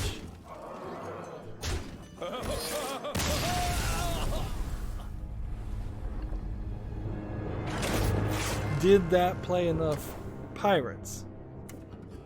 No. I need to play 2 more pirates and take 7 more turns. If I don't win in this tavern brawl, then I'll play as mage and hope that lets me win. I think mage for this tavern brawl is probably the best move, and then if there's anything else to do, I can play a Murloc deck to probably play the remaining Murlocs pretty easily. Next, we have a game on Steam called Between Planets, which seems to be an underwater game. No, it's not all underwater, it's just some underwater. It felt like all of it was underwater from the looks of it. We're seeing some dark screenshots. We're seeing what looks like just some random alien terrain generation. The No Man's Land, is that the No Man's World? No Man's Sky? That's the name of the series. Yeah, this feels like a worse version of No Man's Sky, knowing that No Man's Sky has actually done a decent job of adding more features slowly but surely. So, buying Between Planets for $19.99 with no discount and seeing that it's English and Chinese sounds like a very bad decision. This clearly is just a No Man's Sky ripoff and a cheap Chinese game on top of that. Right. This, and then this. And then end the turn. The problem with playing the rogue and then playing this card is you don't equip a weapon ever. That was a mistake on my part.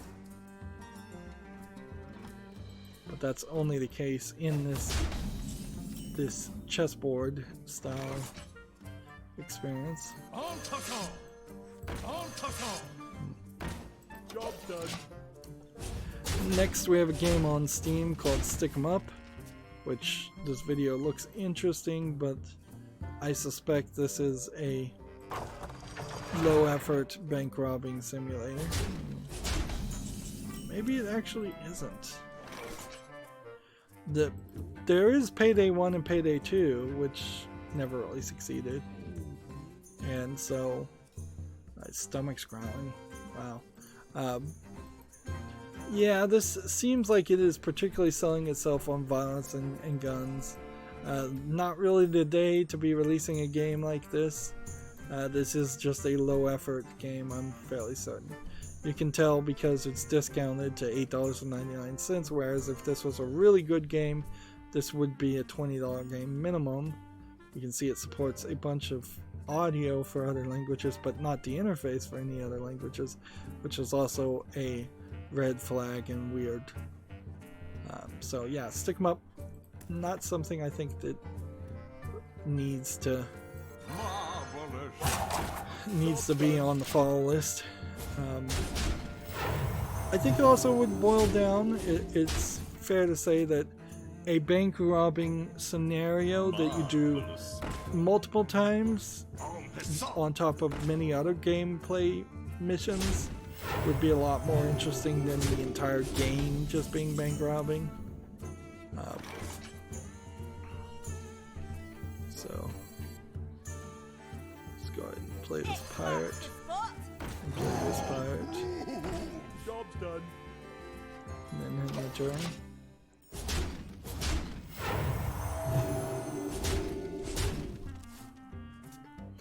Next we have a game on Steam called Trace of Past, which looks like a low effort horror game.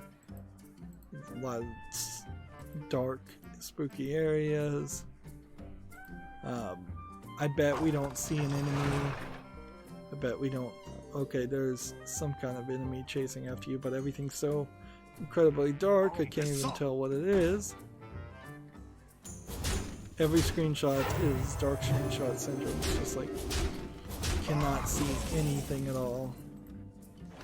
It's $4.24 discounted. It's English with full audio Russian. You usually don't see that, but no interface or subtitles in Russian. So yeah, this feels like a cheap Russian horror game, for lack of a better term. Die, landlubber. Just go ahead and take that, I guess.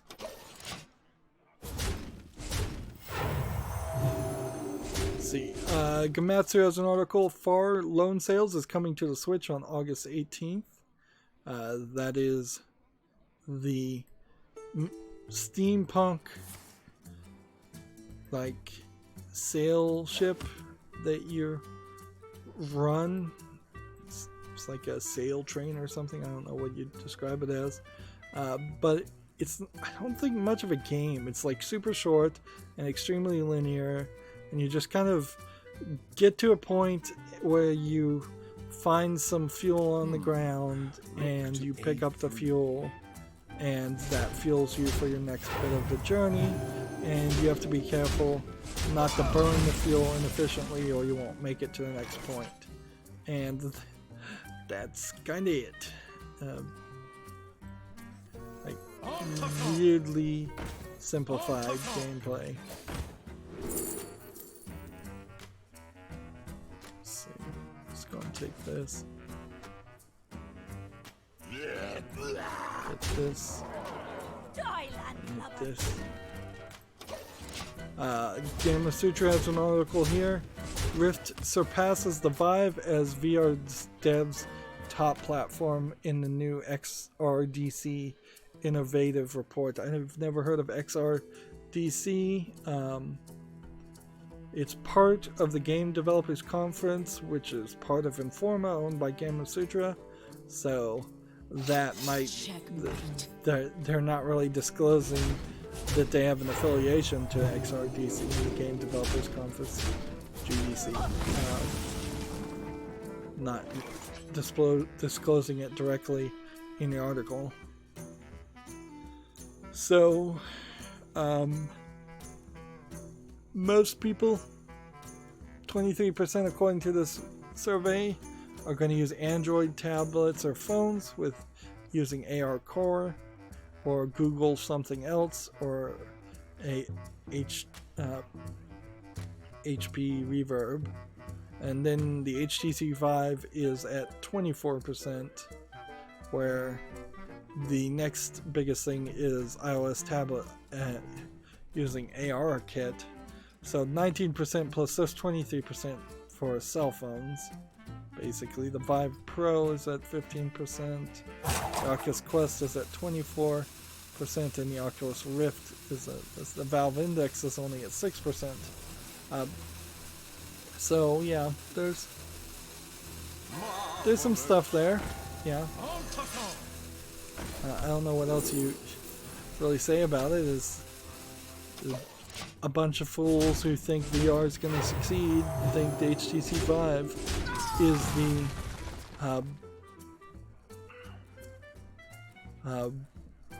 is going to help them make successful VR games. Here's an interesting question they also have: is where does your funding coming from? Angel funding from Steam, e.g. Steam Early Access. Angel investors 10%. Clients 27%. Companies' existing funds 41%. Crowdfunding. External publishing 10% from the government. 15% from grants.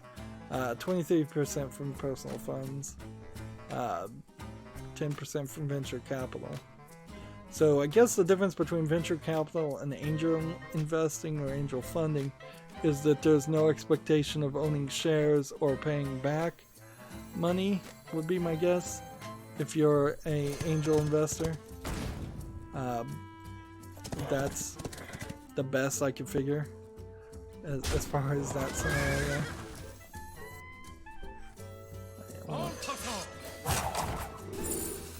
Do we have anything we can do?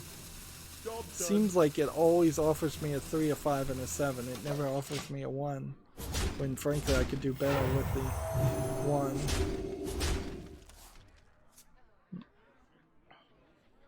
1. There's nothing else in this article just really mentioned, though. I'm still very negative over the idea of VR, though. It's just not a technology that's cheap enough or successful enough. I have been looking at the new spooky series of Lego sets that you can play an augmented reality game on top of. Honestly, it's called like Hidden Inside or something. Honestly, as much as I'm a fan of Lego, it's not great. It really isn't. But it does something. It's moving the concept of the Lego bricks into something slightly more digital, and that's kind of what they needed to do, is embrace new technology. And I think they will eventually get to the point where the augmented reality minigames are more interesting, but right now it's, oh, you find a ghost in these setups, and then after you find the ghost, you just kind of tap a you're really just tapping a button over and over again. Checkmate. Job's done. To shoot at the ghost, and it doesn't seem to do anything else besides that. Moving on, TechRaptor has an article, How the Church in the Darkness Creates a Dynamic Narrative. From what I've heard, people don't really like the gameplay of this, but they like the story of this game, which, that's fine and dandy, but if you can't bother to play the game, you won't bother to play the game. This is kind of a hype article for it. Yeah. I think, to get back to the Lego Hidden Inside series, I believe is what it's called, I think what's going to happen with it is it's very much, the sets are relatively expensive, and you're going to have to make a real big effort to get these relatively expensive sets into the hands of slightly younger kids, 4, 5, 6-year-olds, because by the time you get to a 10, 11, 12-year-old, it's going to be too late. What is going to be available on offer is not something you're going to want a 6-7-year-old is going to want to do. Let's see. Drawing more cards is actually probably one of the best things you could do. Freeze every minion. I don't even know if freezing would work, but we'll try Cone of Silence. And that I really want to get rid of.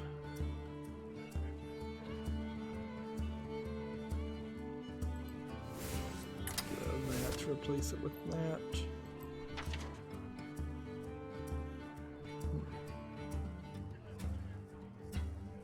Change the cost of your minions in your deck to 1. That might be an interesting card to have. But that's not something I really need. So what do I want to get rid of? Otherwise, draw cards in this. Then done. And done. Next we have a game on Steam called Sabor 2D. This looks like a low effort top-down twin-stick shooter game. Well, it's not a top-down twin-stick shooter, it's a platforming shooter game. So a terrible version of a clone of something like My Friend Pedro that recently came out. This is discounted to 59 cents, English and Russian. 57 achievements. Clearly it's an achievement game. Clearly it's a low-effort Russian game. White King. On guard. None So, yeah. Gamma Sutra has an article here. Google is developing a game and app subscription service called Play Pass, which seems insane that you would bring something out like that. Although, in all fairness, it was Amazon's App Store, which when it was first launched tried to be a real competitor to the Google Play Store, that eventually introduced that idea of just here's, if you're a Prime member or something along that line, you're allowed a ton of absolutely free games that have no microtransactions or anything like that.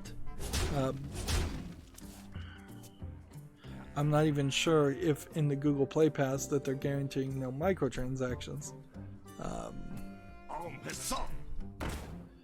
What it really boils it down to is that of the hundreds of unlocked apps that will come with the Google Play Pass, those are the hundreds of games that actually deserve to be looked at and played, and everything else on the Google Play Store is probably complete garbage and not worth mentioning ever.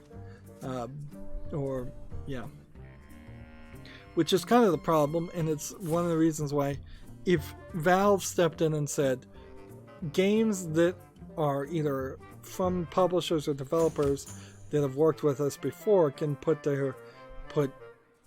Android or maybe even iOS apps that would install through the Valve app on Android or iOS, then you would have a level of quality that could really be appreciated there. But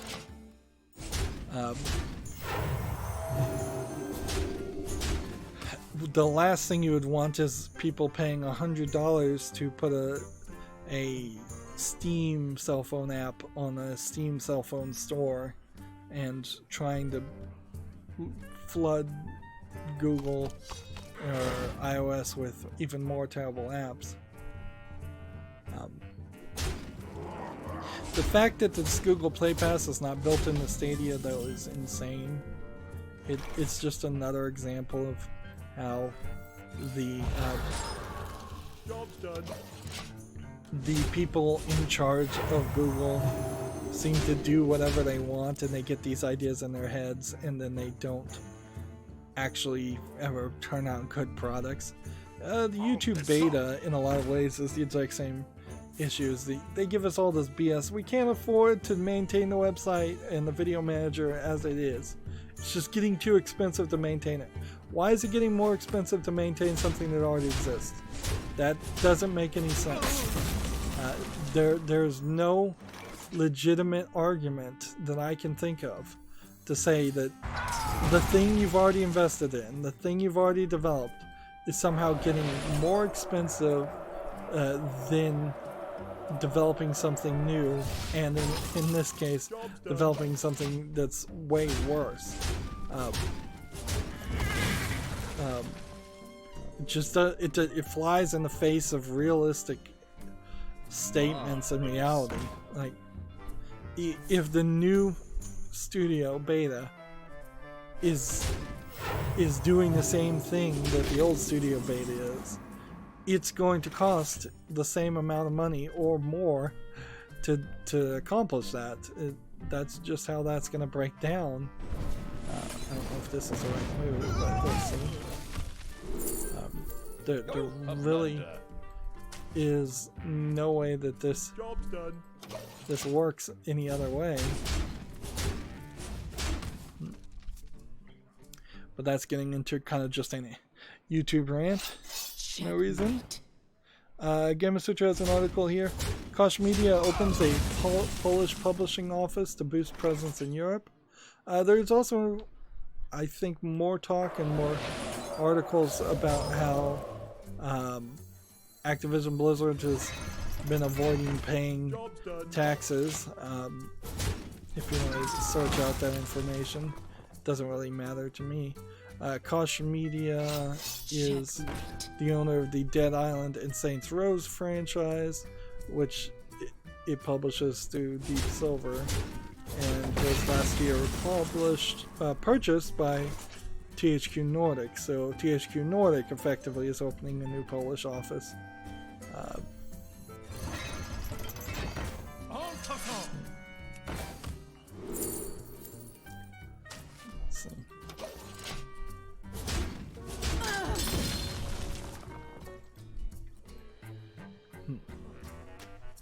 Next, we have a game on Steam called Climb with Wheelbarrow, which clearly is a low-effort asset flip game. Although this concept is slightly interesting, and I assume this is just going to turn into a getting over it with B'nai Foddy type game, where you're just going to constantly get higher and higher by more ridiculous means. Like, it seems like this entire video is just a gameplay video. Yeah. Well, that's slightly funny and silly. It's not really a game. It's discounted to 89 cents. It's English and Russian. It's got 17 achievements. Yeah. It's just another low effort, cheap Russian game. Checkmate. Let's see.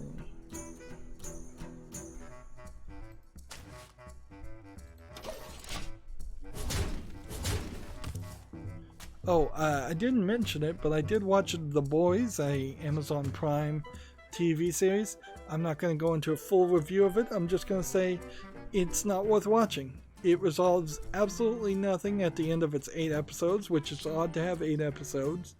And it's a worse version of The Watchmen, and does a worse story than Watchmen while basically just ripping off Watchmen. There is a bigger issue, certainly, around this idea that Amazon Prime and Hulu and Netflix and soon Disney Plus and the CBS Interactive, there's this growing feeling that they all think they can just make bad shows, and as long as there's something new, even if it's terrible, people will stay subscribed. I never owned Amazon Prime because I wanted to watch their videos. In fact, I spent the better part of a year not watching any Amazon Prime videos. But yeah, if that was a factor, I would be unsubscribing from Amazon Prime after watching The Boys. It's really, really bad. Really SJW and insulting at the end of the second half of the series. Just coming out straight attacks in a lot of different ways, which is not appreciated. As a crazy liberal myself, it's not appreciated when you paint every single Christian as a horribly corrupt homophobe. Well, no. I can wait. And Back to work. it really spends the second half just attacking Christianity in a nasty way. Not enough thoughtful. This is why we believe these things.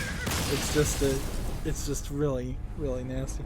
And then the first half of the series also just has a ridiculous amount of nudity and sex in it, which is a separate issue. As soon as somebody gets the funding for something like on HBO or Amazon Prime or Netflix, a lot of these developers say, hey, let's just use that as an excuse to throw in unnecessary nudity, which then makes your show be shorter to tell actual story and makes it harder to sell in syndication. So it's not good directing. If there needs to be a sex scene, fine. I'm perfectly happy to see a sex scene. If you want to shoot a porno, fine. I'm perfectly fine with you shooting a porno. But if you're trying to tell a story, then you want to try to get as broad an audience as possible. And I don't even know for the boys what the audience is. People that hate Marvel movies? People that hate Marvel characters? I mean, the general premise is all the superheroes of the Justice League, or their equivalent to the Justice League, are actually corrupt and evil, and you're going to find out what they're up to and try and kill them all. This group of mostly human people. Black King versus the White King.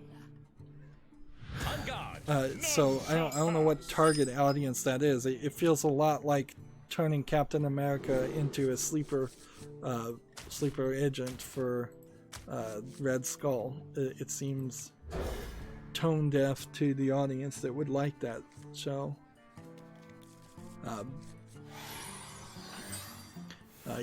There literally are no good villains in the entire, no super villains in the entire world of the boys, and that becomes a story point late into the story, but it also is so oversimplified, so ridiculous that there's this corporation that runs all superheroes in the United States. There's only one corporation that runs superheroes in the United States. There's no superheroes apparently outside of the United States, which would be like your first question as to why aren't there any superheroes outside of the United States. There are no supervillains at all.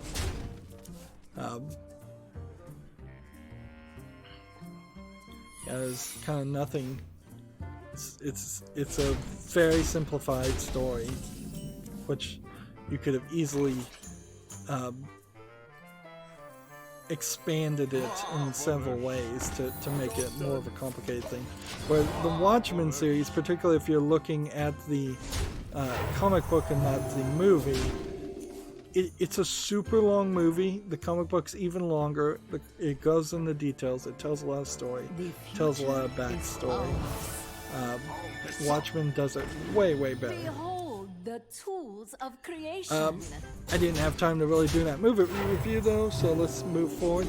I have a game on Steam here called Feel Good, which seems like it's a kind of low effort platforming game where you're playing as like a fireman, but it's just like barely anything on the screen, little lines, in some kind of platforming game. Feels like you'd have maybe 20 minutes of gameplay in this. It's early access, it's free, it's English and French. So yeah, if you're interested in playing a free early access game, maybe this would interest you, but visually it definitely doesn't interest me. let's keep going. This. And this. Didn't mean to turn.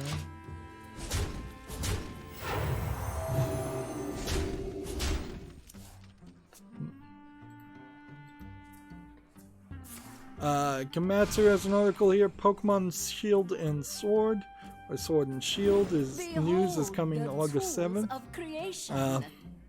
Well, I seriously doubt you will get here. The game is coming out November 15th, so I don't think you're getting a, oh, we've heard your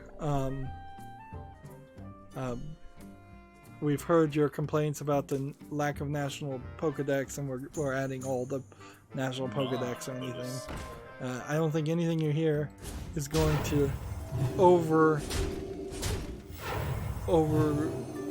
ring the bell of people being unhappy with what they're gonna get with Sword and Shield. Right.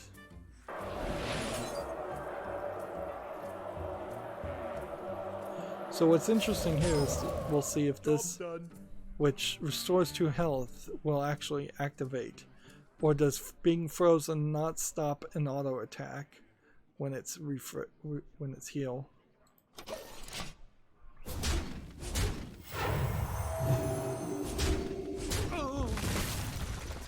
Well, I guess we won't get that information after all.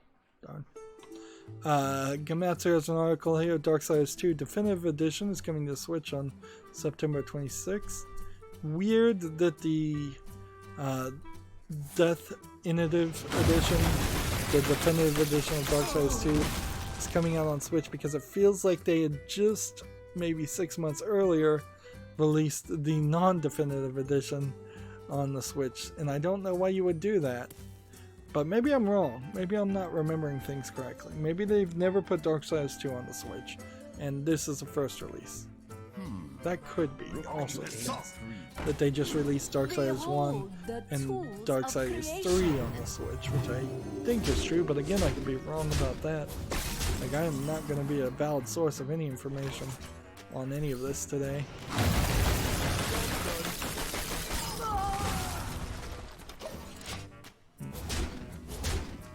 So freezing things doesn't actually stop auto attack.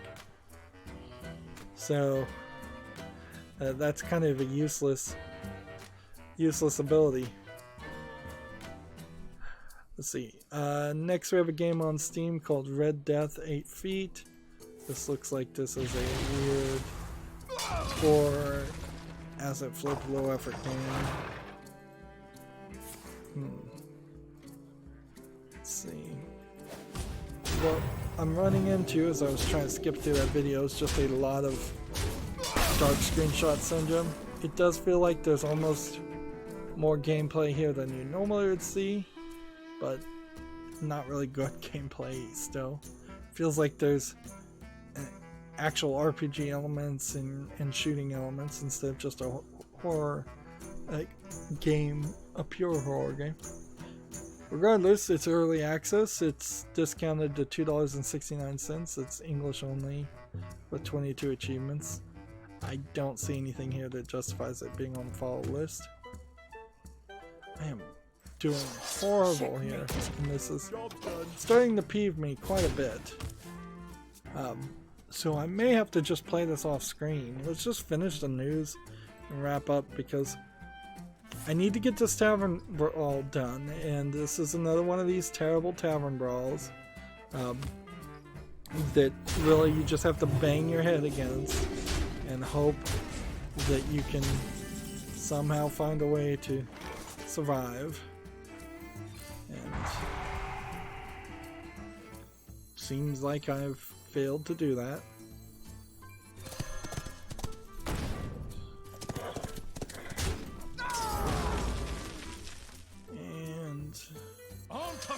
That. Job's done.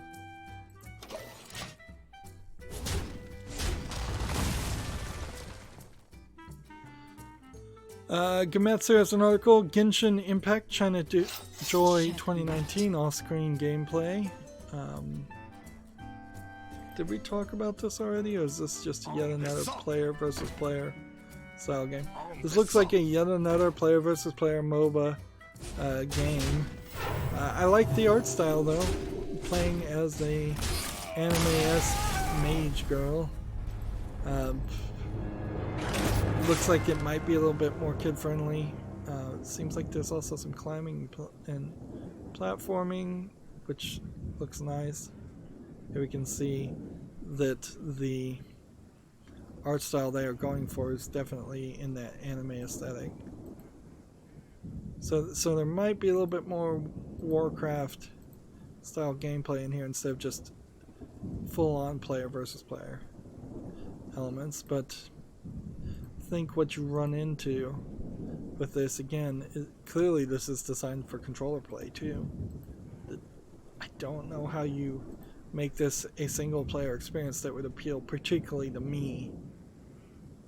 And I'm not sure if Genshin Impact is a single player experience or a multiplayer experience you can sell outside of China very well, because the truth of the matter is Chinese people kind of know what they're buying, so they're not going to they're not just going to buy something that looks anime. They want it to actually be based on an anime they recognize. I'm going to take a break here and play Murlocs as we try to wrap up with the news.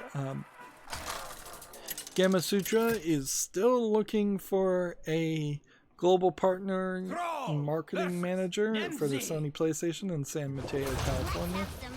Either they've left this job listing up, or they really having a time trying to find anybody.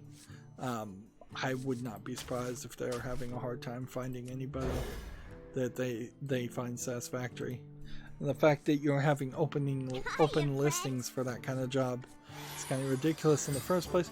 But this might also just be a case of they're going to leave that listing up for a month because they've already signed somebody and they know who that somebody is, but they haven't announced who that somebody is going to be.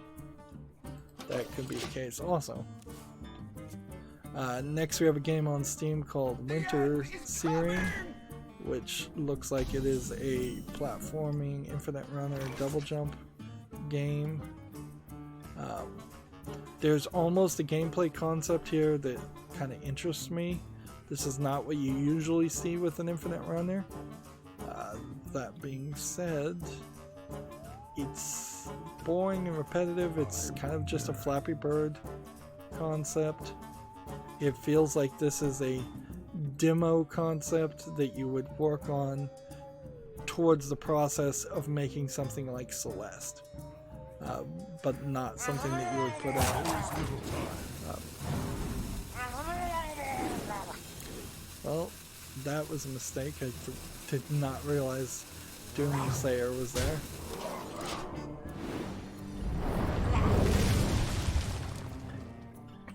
Winter Searing is free with some microtransactions that support the dev, and it's English only. I really don't have a major problem with people saying, hey, here's $1 if you want to donate $1, here's $5, here's $10, and they're not even adding the 30% price that Steam would take on this, so they're taking that cut. So $1.70, or probably less than 70 cents, is actually going to the developer. That being said, this is still a pretty terrible game, so I don't know why you would want to support a developer who puts up a terrible game and then immediately begs for donations. At that point, you might as well be supporting a YouTuber like me who puts up their footage and begs for people to support them on Patreon or asks them to gift games on their Steam account, friend them and gift games.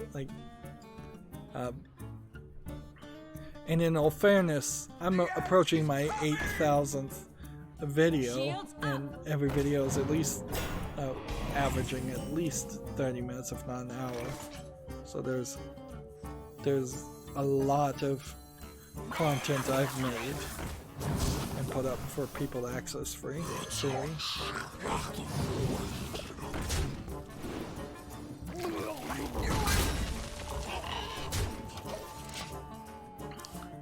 Next, we have a game on Steam called May Mundo, which looks like a low-effort Stardew Valley clone. Farming simulator. I hate the font. It seems very generic and not thought through at all. It's $4.99, no discount. English and Portuguese, Brazil. I've heard that the Portuguese Brazilian community is very heavily active on the internet, and that might explain why we've seen like a significant amount of games on Steam that support English and then Portuguese Brazil as a language. I guess that makes as much sense as any other explanation I've tried to think of as to why I've seen so many games that support that language, but whatever. This next game is tagged nudity and sexual content, so let me just look at the screenshots and make sure nothing is not YouTube family friendly. Next we have a game on Steam called Hentai Light Up. It's another low effort puzzle game. Although I don't think a slide puzzle game. I think you have to click a box and then it inverts all the other boxes until you can see all the images. This artwork doesn't really match this artwork. As we go through it, this artwork doesn't really match that artwork, so either they licensed or purchased or stole all of these pictures. This is an extremely low effort game for 59 cents. Says it supports 26 languages with full audio, 20 achievements. Yeah, it's garbage. It's a garbage game. Let's see. No, wait. And what can we do now? This. And then this. And this. Then attack here. And then attack there.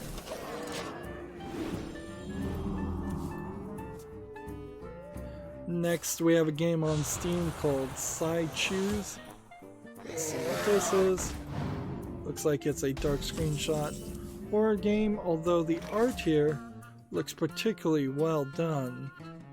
So, either this is a horror game with a lot of polish on it that is a low effort game, which I guess if it has a lot of polish on it, you can't really call it a low effort game at that point, or there's actually something here. This is discounted to $2.39, so I imagine it's particularly short. But short and cheap kind of works. It says it has full audio in English.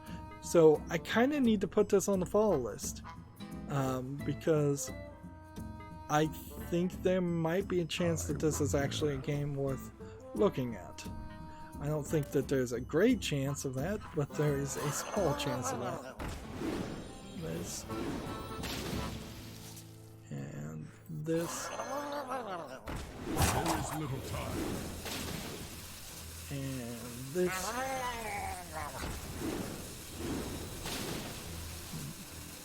And then attack. Attack. Attack. Did I play enough Murloc cards, or do I need to play more Murloc cards?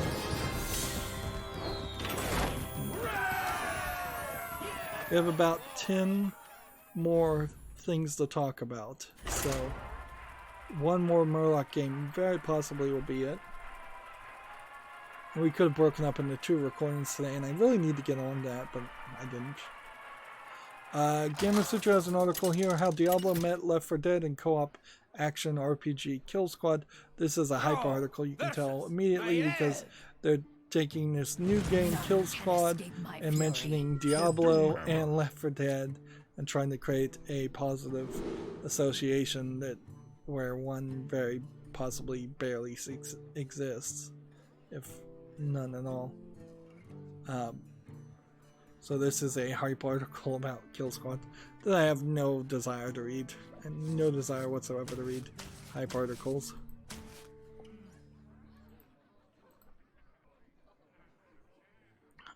Next we have a game on Steam called World of Guns. Again, very possibly not the best day to be putting out a game like this. Wow, this is interesting. I feel like World of Guns has been out before, or I've seen some of it. This is like the internal workings of a gun. So the question is this really just an asset flip experience, or is there something artistically here? What I'm not seeing is a... Oh, this is called World of Guns VR, but it seems to be about gun disassembly. This is early access, it requires a VR headset, it's free to play, it says it supports a bunch of languages. I like this concept, like disassembling, maintaining, cleaning a gun is a non-violent way to educate yourself about guns instead of just shooting zombies.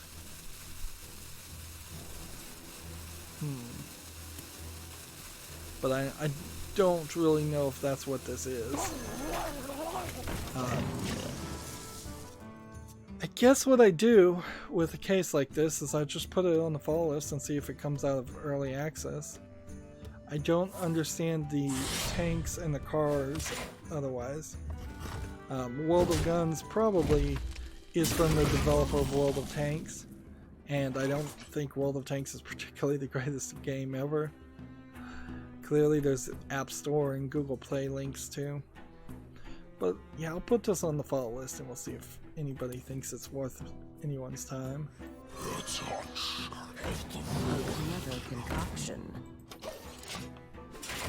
Let's see. Next we have a game that's a bunch of Asian characters and called Death Angel. It looks like it's an RPG Maker game. The animation style seems slightly rough, and that trailer showed me basically nothing. Also suffering from dark screenshot syndrome. Seems like they're cat girls. Like, this is a cat girl with cat ears, definitely, and this is a cat girl with cat ears. So I'm assuming this is a low effort Chinese game. English not supported, coming soon. Chinese, yeah. Interesting to mention that today, so far over the weekend, this has been the only RPG Maker looking game we've even seen come out. It would be extremely premature to assume that this is an indication that that we have seen the end of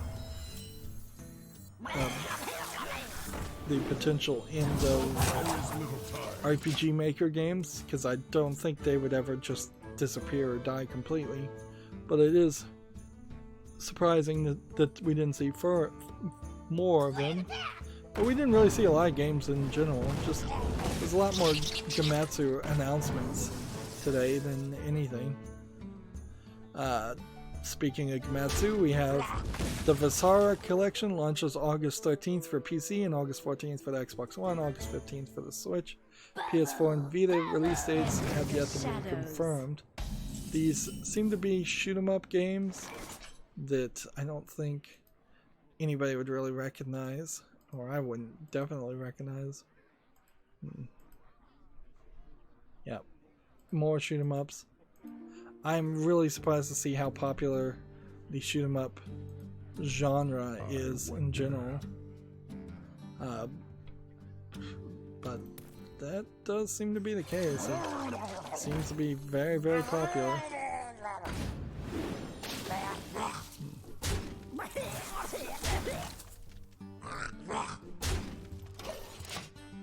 Come on, we only have a couple more articles. Next we have the Oriental Exorcist, China Joy 2019 off-screen gameplay. I don't think you can use the word Oriental anymore to describe anything without somebody on YouTube or some on the internet complaining. So, yeah, this actually looks like an interesting Chinese-centric beat-em-up game. So yeah, there might be something to this. I hope it actually can make it to the West.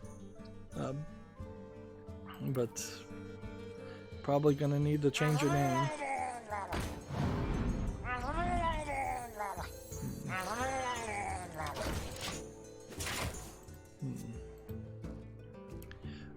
Next we have Apocalypse, China Joy 2019 Hearthstone gameplay.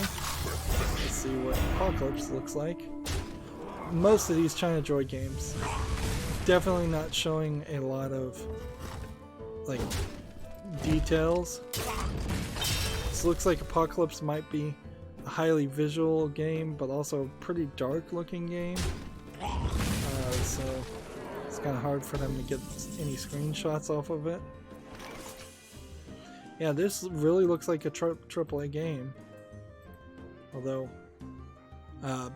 if this was going to come to the West, I wouldn't be surprised if they changed the face models immediately and made what looks like an obviously Chinese character turn into just a standard white dude character from the United States or Europe. Yeah, this really looks a lot like a Uncharted style game, and it looks pretty. Or it's a Tomb Raider game style game. It looks a lot like Tomb Raider 2, I guess. Although I can't really complain much about a Tomb Raider ripoff when we really need more Tomb Raider ripoffs.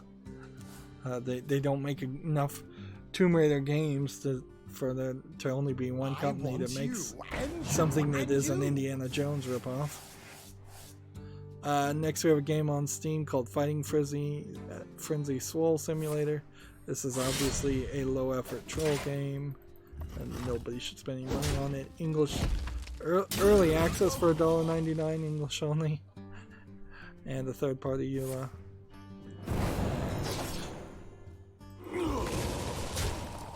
Then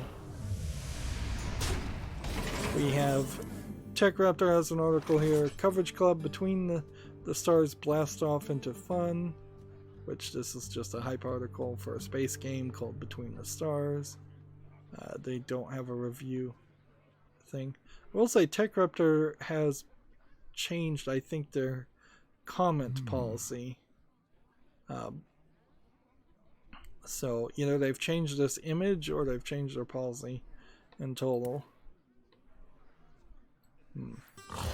And I suppose it's of small mention to say it looks like after the most recent tragedies there's a concerted effort. I don't know if it's particularly a legitimate effort or if this is just we had a target we wanted to get rid of in the form of 8chan, so we're going to attack 8chan and blame them for the most recent tragedies.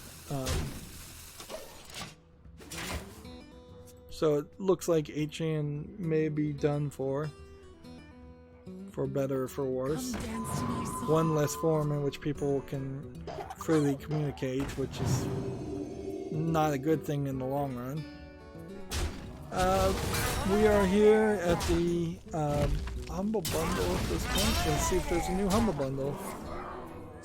Nope. No new Humble Bundle. And I've covered all the news, so now I'm going to go back to my Twitter feed.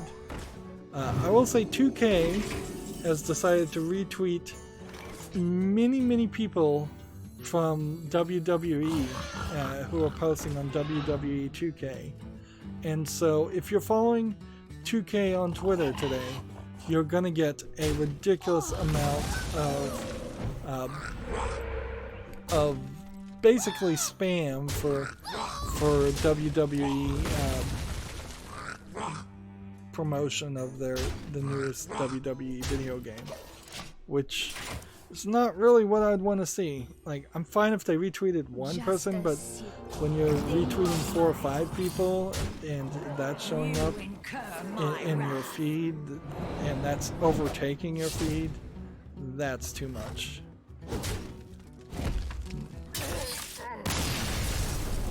So, just scrolling down my Twitter feed to see if there's any new news worth mentioning. We have a job listing. We can talk about that Monday. Or is today Monday?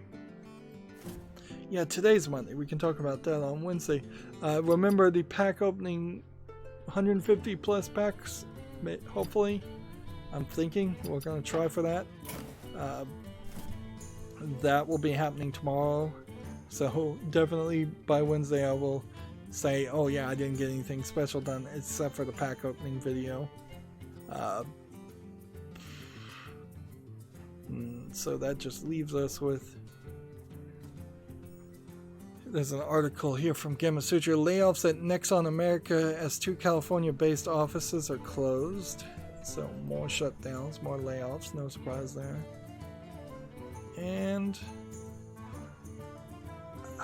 that is kind of it. Yeah, that is it for news. I will also have to do the Tavern Brawl. I'm just gonna have to bang my head against that until it gets done. Anyways, that's it for this recording. As always, I ask you to like, share, subscribe, comment, and watch every second of my videos. If you want a friend or follow me on any social media sites, there's a whole bunch of links down below in the description box. And if you want to support me even further, there's a link to Patreon, or you can friend me on Steam and gift me a game off my wishlist. Thank you for watching. Have a good evening.